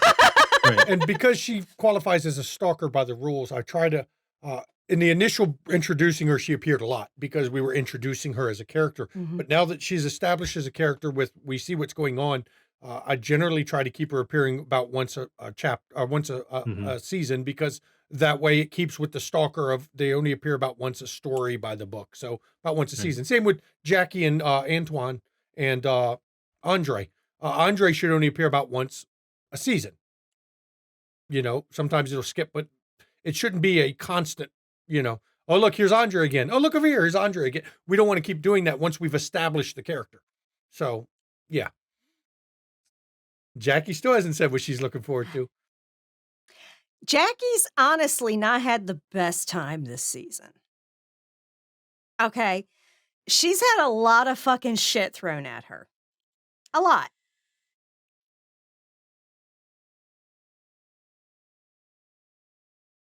But I'll say that what I'm looking forward to, there's a few things actually. I'm looking forward to seeing Jackie on the warpath against that fucking Tremere at the Cinder Institute. Because once she finds out who did that, because she wasn't there when the messages came through or anything like that. So when she finds out what happened, y'all gonna see Jackie on a warpath. That's gonna be fun to play out. And then because that too soon, too fucking soon. If he was smart, he would have laid low for just a little bit and let her cool off. But no, he wants to get Froggy right away. So yeah, Jackie. Before you moved on her. Yeah, yeah. No, he's stupid, and he's underestimating her, and she's going to show him just how much he's underestimated her. So that's going to be fun. And I'm really looking forward to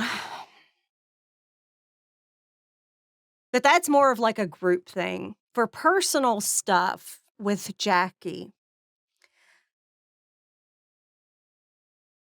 I'm looking forward to exploring some of her newer connections. I'm looking forward to that, such as Harry North, and even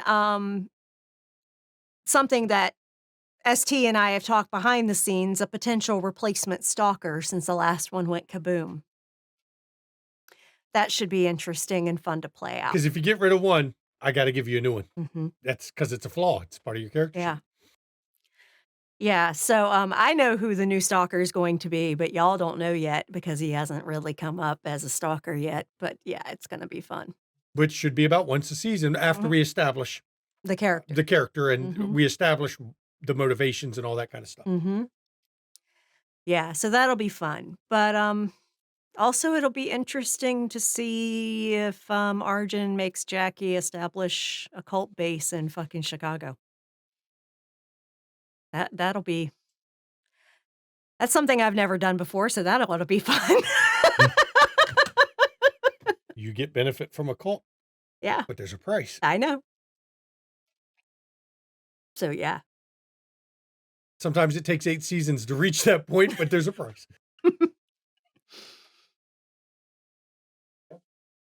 Anyone else got questions for their fellow castmates here? I mean, we've established Emilio is most likely the ghoul to die first. Hmm. Of all the ghouls, unless you think Samantha's going to die before Emilio. I think with the trial of Sun Chi coming up, I think Roscoe still holds the title of most likely to die. Yeah.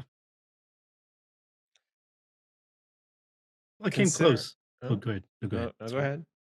Said I almost bought it with Capone. So, you know, your number's going to come up sometime soon. Yeah, but see, now you got that fortitude. That's right. You just got to put more points in it. Just gotta put more Yeah. points in it. And for viewers out there, I want to say something on that. You see a bit of this coterie swapping disciplines. Mhm. And I have a very simple policy with that. The more often the players have played swap disciplines, the more likely you're going to see NPCs with disciplines out of clan. Mhm. Because if the players want to do it, that's fine. I'll do it too. So you're going to see a lot of out of clan, like with Viscount d'Arlincourt. He had non-Toreador disciplines because since the coterie likes to flip-flop disciplines, what's good for the goose is good for the gander. So you'll see a lot more of that pop up.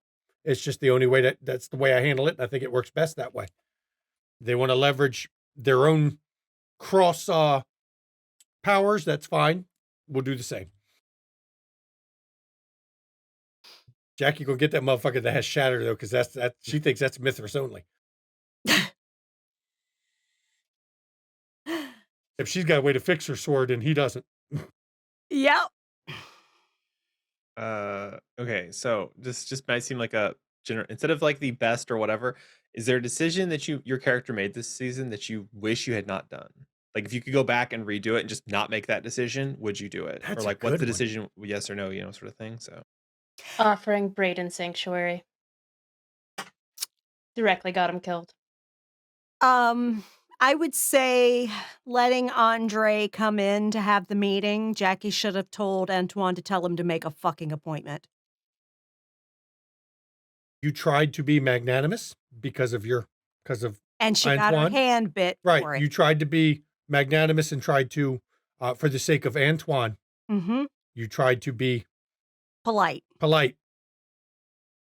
Yep, and he bit your hand. Mhm. Get it? Yep, so she should have made him make a fucking appointment. I regret nothing. I made my choices. They got me to where I am. I think Uh, it wasn't always necessarily the best decision, but the story played out the way it did. I love the way it played out. Um, yeah, I regret nothing. No, you should regret everything that has the words cannibal ring involved in it. Yes, you should regret that. Nope.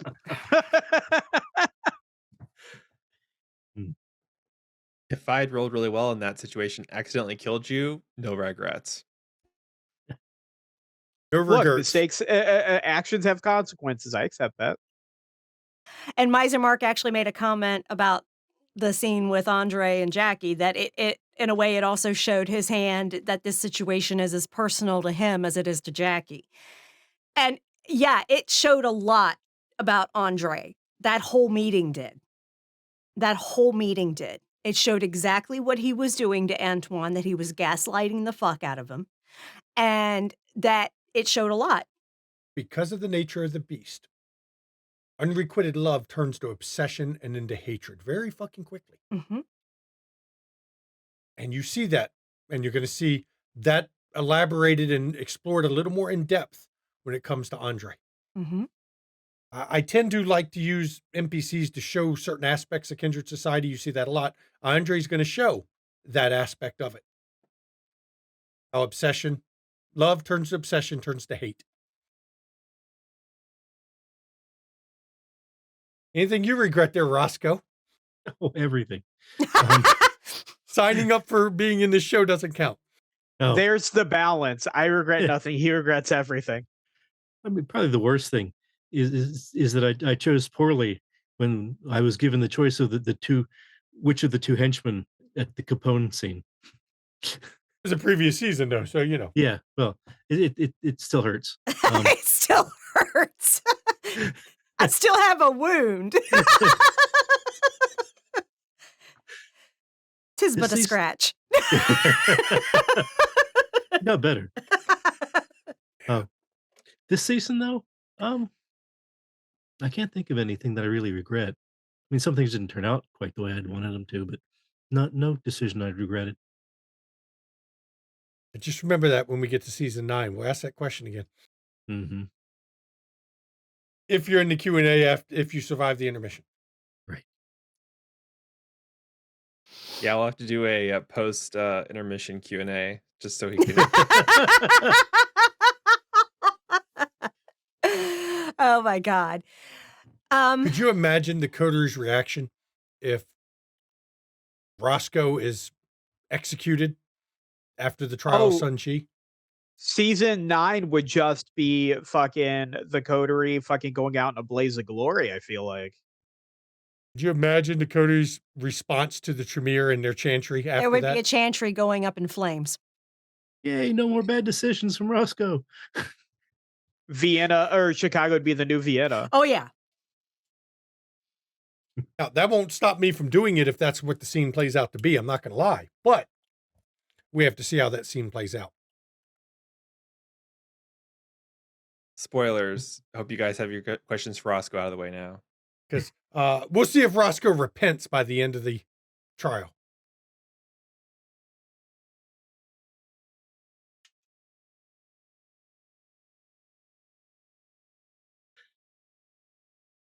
Roscoe's just like, nope, we'll see. What is one thing you would like to see another character do next season? That's a good one.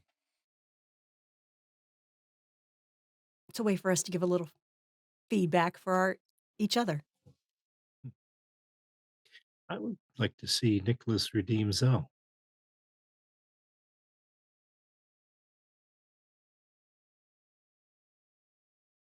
Okay.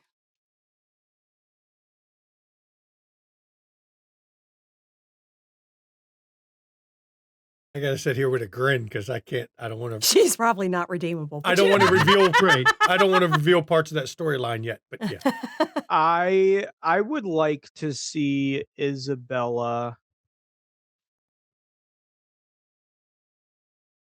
dealing, however, with Keisha because of what's happened with Honor.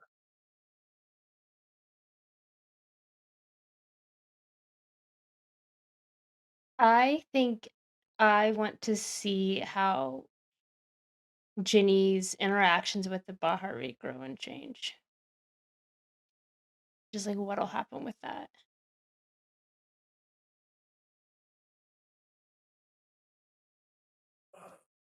Sorry, I'm debating. It's quite it's hard because like on one hand I want to see Nicholas make better choices. That's asking too much.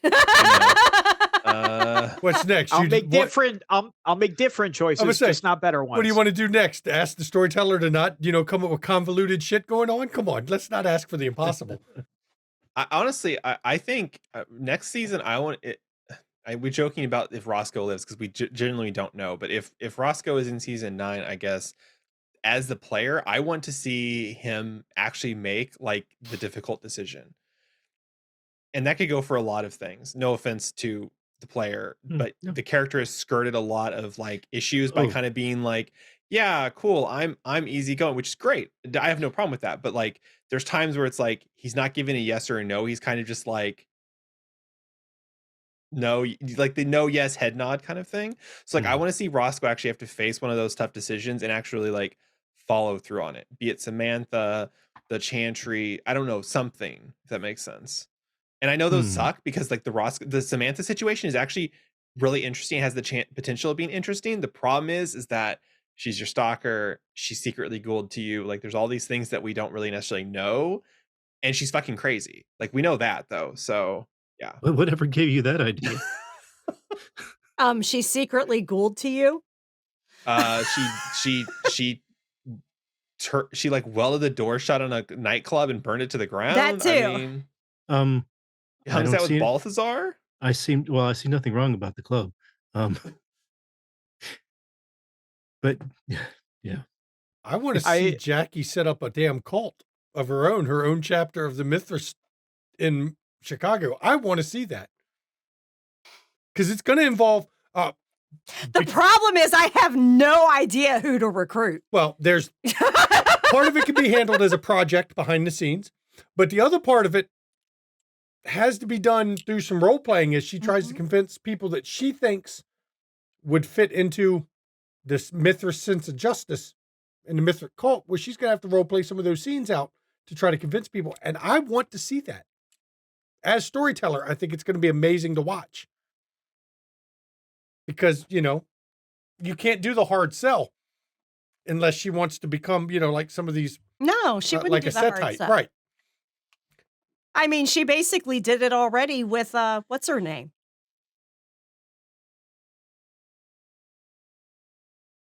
It's a The question. fucking second Inquisition Yep. lady. But it's a question of who you decide might fit. Yeah. I want to see that. I want to see how Jackie handles that because, it's an interesting conversation to have. She just got to figure out who she thinks would fit the mold or who That's the problem. is close enough to fit the mold. That's the problem. Yeah. Trying to think.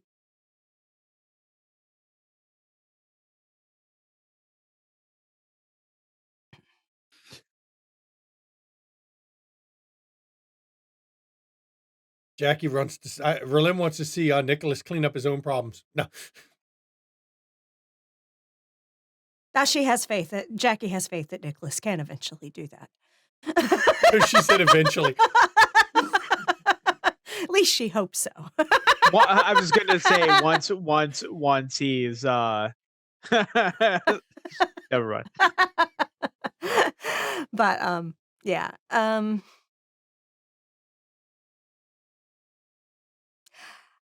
I really want to see Jenny embrace Tasha. Spoilers. No. That's why I brought up the loading thing. Yeah. I'm serious. Yeah. I'm serious. Depending on with the load and stuff, yeah. Yeah.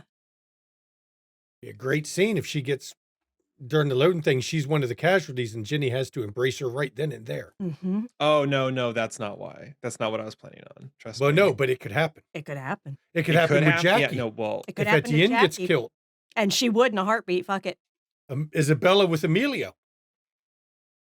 Mm-hmm. Would Roscoe embrace Samantha to save her life? You know what? No, wouldn't. Because he knows what that does to the Avatar. That is a growing experience for Roscoe, I think, in some ways. No, that's true to his conviction. He's paid the price once. Yep. That's true to his conviction. We know Nicholas would embrace Matthew if something. You wouldn't, even if he was dying to save him? I feel like they would have had that conversation. But having the That- conversation and following through are different. Because Etienne has specifically told Jackie That he doesn't does want not it. want to be embraced. And Jackie doesn't give any shits. He is too good to be let die. I think for Nicholas, knowing that,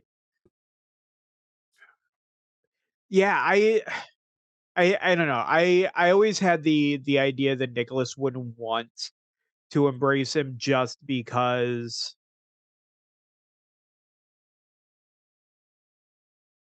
yeah, now that I'm thinking about it, is like maybe it's a lot harder, like, in the moment thing, but I don't think You would have to be in the Nicholas would. moment and Yeah, see if your I character would be willing to let them go or not. yeah, it just is like, yeah, there's the touchstone thing, which would suck. But at the same time, it's I don't know that Nicholas would want to force that change, knowing what comes after the embrace onto him. Because especially knowing that he would then, well, one, he would have to bite him, which he knows is going to be torture to begin with. And then everything that comes with being like Hikata, and it would destroy, I think, the life in him. Um, yeah, I think that that's one of those things would be really, really difficult to say going forward, but knowing what comes after the embrace would be iffy.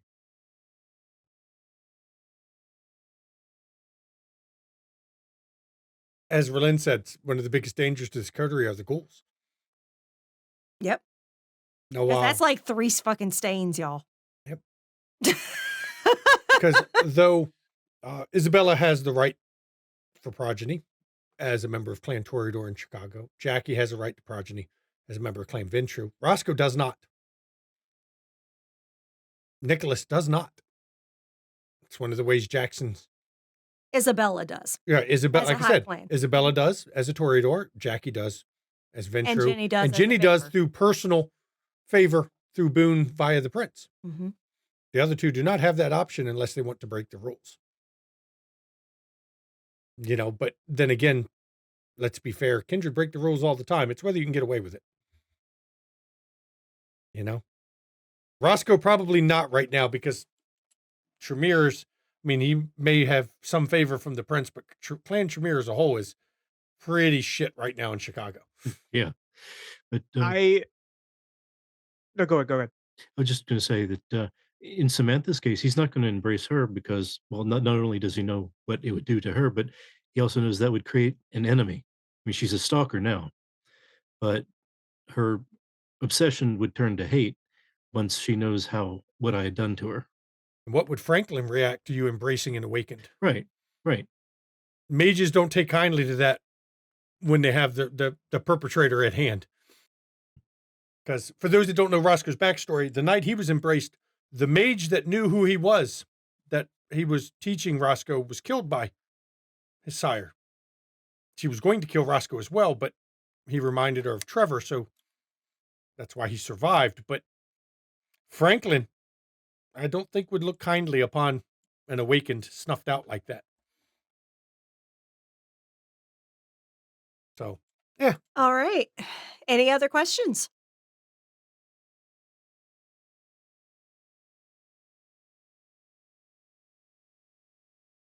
Guess we don't have any That's other it. questions. So go ahead and lead us out, Shanky. So I'm gonna Berlin will tell you the schedule, but to let you know just ahead of time, next week is the season summary. We're going to do it slightly out of order from the intermissions because, first of all, it gives us more time to record the intermissions because we still have to schedule and record it. And intermission is going to have 9 people in it. So getting 9 people scheduled at once around the holiday, that's going to be difficult. So we got to give more time to schedule it. So, and also, it's Thanksgiving weekend. It's the weekend after Thanksgiving. So the season summary works good because I know our consistent viewers don't really need those. So we'll do it that way. Other than that, please join us on our Discord. This show was cast from the Discord. And right now there's a casting call up for a Demon the Fallen one shot. It is open now until the 24th, till Thanksgiving at 8 p.m. Eastern. So if you want to possibly be on stream with us in a Demon the Fallen one shot, join our Discord, check out the casting couch, and give me a message that you want to join so I can send you our consent form because we do believe in gaming safely. And you might get to play with us in Demon the Fallen if you're one of the the ones picked to be in the one shot. Of course, we also do weekly Zoom hangouts when we can. This week, it just didn't happen due to injuries, Mama getting double shots, and Demon character creation for the season 2 cast of Demon. So that's kind of important. We do some non-streamed games. They happen when they happen. Blood on the Clock Tower normally. But join us on Discord. We got a good group of people. If you want to catch our back episodes, pop over to our YouTube. That is where all the previous episodes of Windy City are, all of our other World of Darkness content, which there's a lot of it. And if you want to see some D&D or Call of Cthulhu, you pop over to Ishvel. But we've got so many other systems on the main McStabber Studios channel. Mama's run Bluebeard's Bride twice. Mama's got a Monster Hearts. You Will Destroy Something Beautiful. There's like 5 of those. I mean, there's a lot of content on there. So you can see Zasarkala, which, has been an interesting one we've done. So yeah, check out our YouTube. Love that game. Yep. There's been some good stuff in there. You want to check out some amazing content creators that we here at McStabber Studios like to shout out. Mischievous Red is over there in chat. You can pop over to her Twitch and give her a follow. The Ivy Raven is over there, over in the chat. You can pop over to her channel. They both stream on their own channels, and you can give them some love, hang out with them, all that good stuff. I got a cough. There you go. Going through my list. You want to get some Windy City merch? Check out our Zazzle page. Please be advised, you must log into an account to see all of the merchandise, because some of it is over 18. Camp Wish a Motherfucker Wood t-shirt in honor, of course, Lamar. Camp Counselor t-shirt for that one. You have to be logged in to get that, so please do that. And if you want to, legit has like a TP that I designed, and it says Camp Wish a Motherfucker Would, and on the back it says Counselor. Yep. That's in honor of Lamar Clan I'll Fuck You Up Cade, because that was his thing. So we left that in there because we're hoping one day that real life will calm down enough that Lamar rejoins his coterie. That's our hope. We'll see. And if it doesn't, we Lamar, understand. your girl Jax, she ain't right without you, buddy.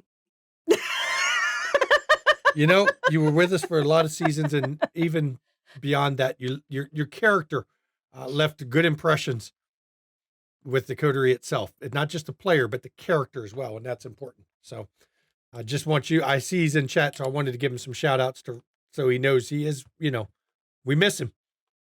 But we understand. It sucks, but we understand.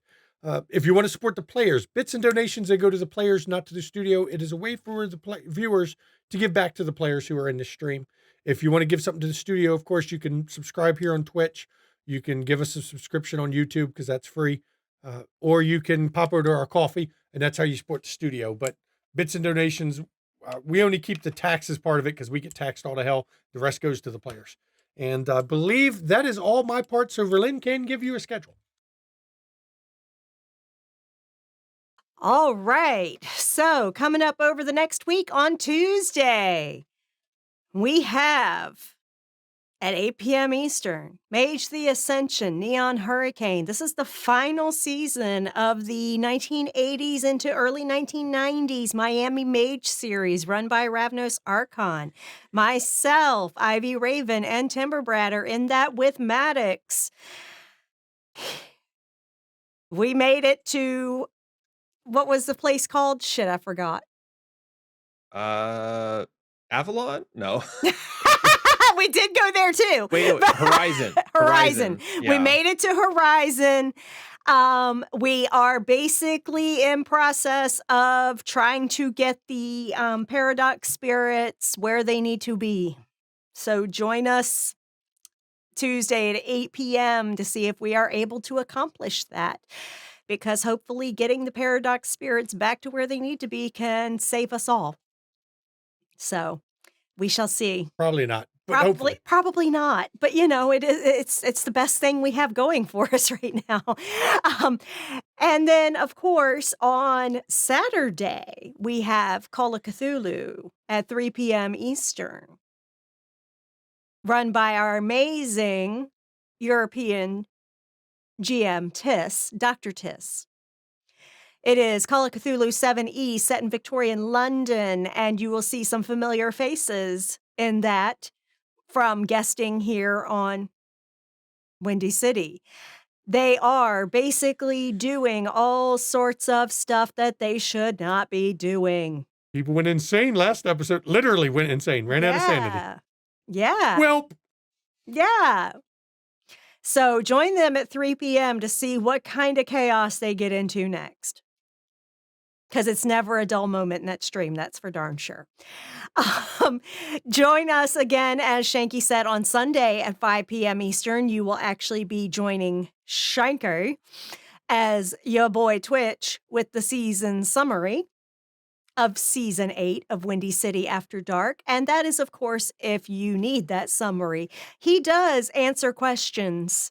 and I slipped some spoilers in. And he slipped some spoilers in.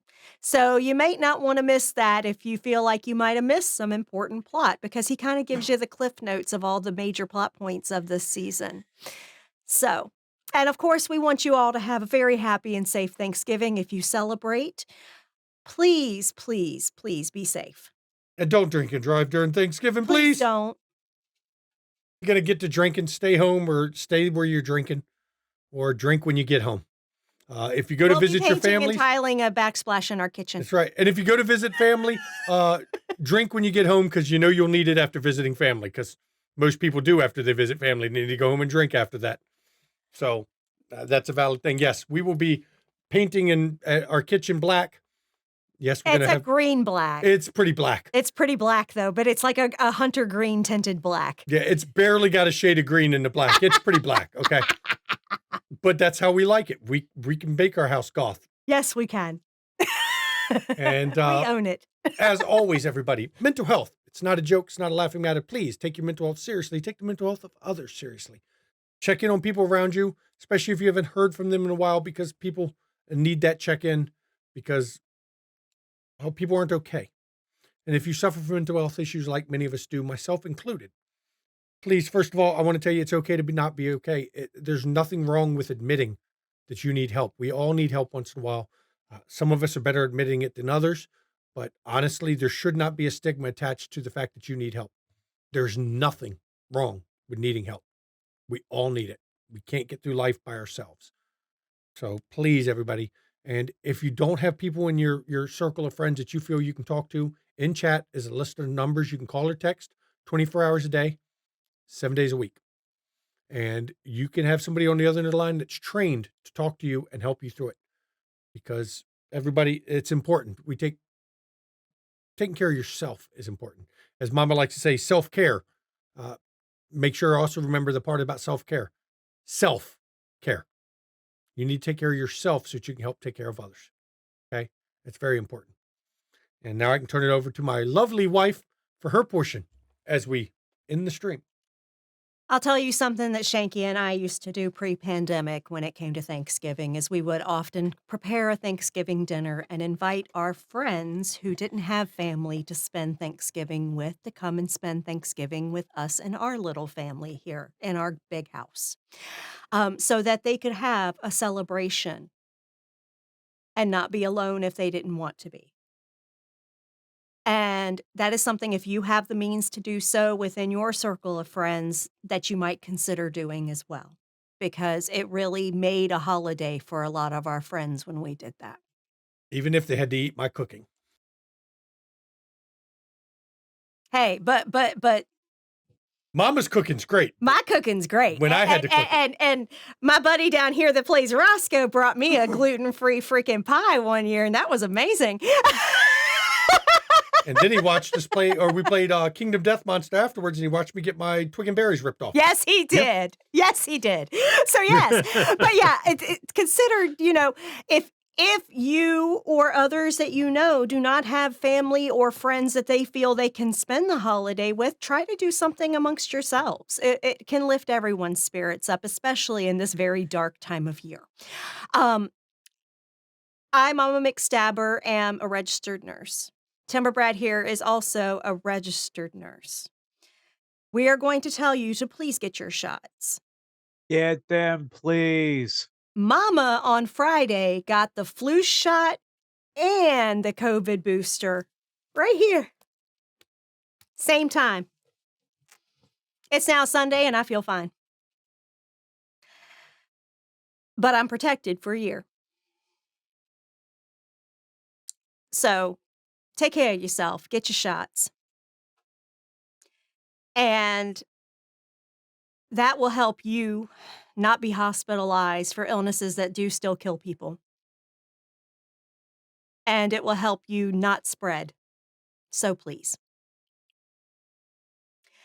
And also, do take your self-care seriously, especially this time of year. A lot of people struggle through holidays. A lot of us who have lost loved ones struggle hard through holidays. And then you add seasonal affective disorder for those of us that are blessed with that fucking curse, like me, on top of it. And yeah, it's a struggle right now, y'all. So yeah, make sure you're taking care of yourself and doing some self-care. I don't care if it's just 15 minutes a day. Do something that is just for you and brings you joy that you can experience in the moment. It is vital to making it through these rough patches, y'all. And thank you to all of those who voted in the election, truly, especially those who helped ensure that our Senate still keeps a majority. And coming up on Saturday is the Georgia runoff election. If you are in Georgia, please vote for Reverend Warnock. Literally, of the two, he's the only damn decent person. Truly. Just going to ask that big favor for my Georgia peeps. And don't get apathetic. Turnout was good for this election, but that was one election. Keep up the fight. Keep up the fight. Remember, there's another election in 2 years. Yeah. Don't let your guard down. And legit, Republicans talk about all those damn problems, the economy, the border crisis, all that shit, and their first priority when they take the House is going to be investigating Hunter Biden. No solutions. They're going to waste taxpayer money instead of dealing with the problems they're screaming about, creating more fucking problems. Just saying. Oh, yeah, and seriously, y'all,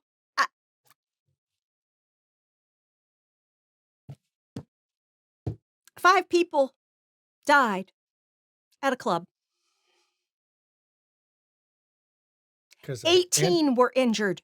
Because of anti-trans hate and rhetoric.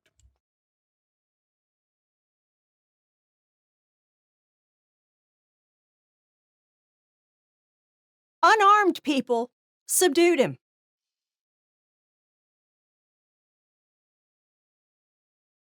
But seriously, we need. And this guy supposedly was tied to a bomb threat some time ago, too, and nothing was done about him. Enough is enough. How much blood has to be spilt? Children, unarmed people just trying to exist. How much blood has to be spilt? There's shootings on the daily, y'all. Not all of them make the headlines.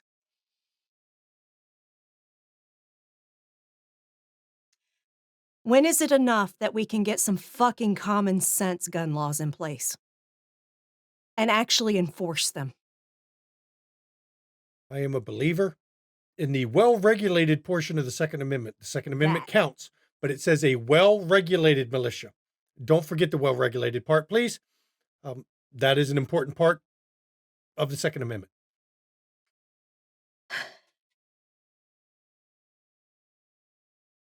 And the only ones threatening to take your guns are the Republicans, not the Democrats. Because, Republican-influenced fucking Supreme Court just reneged the right to privacy when they overturned Roe. So they can track all gun owners now.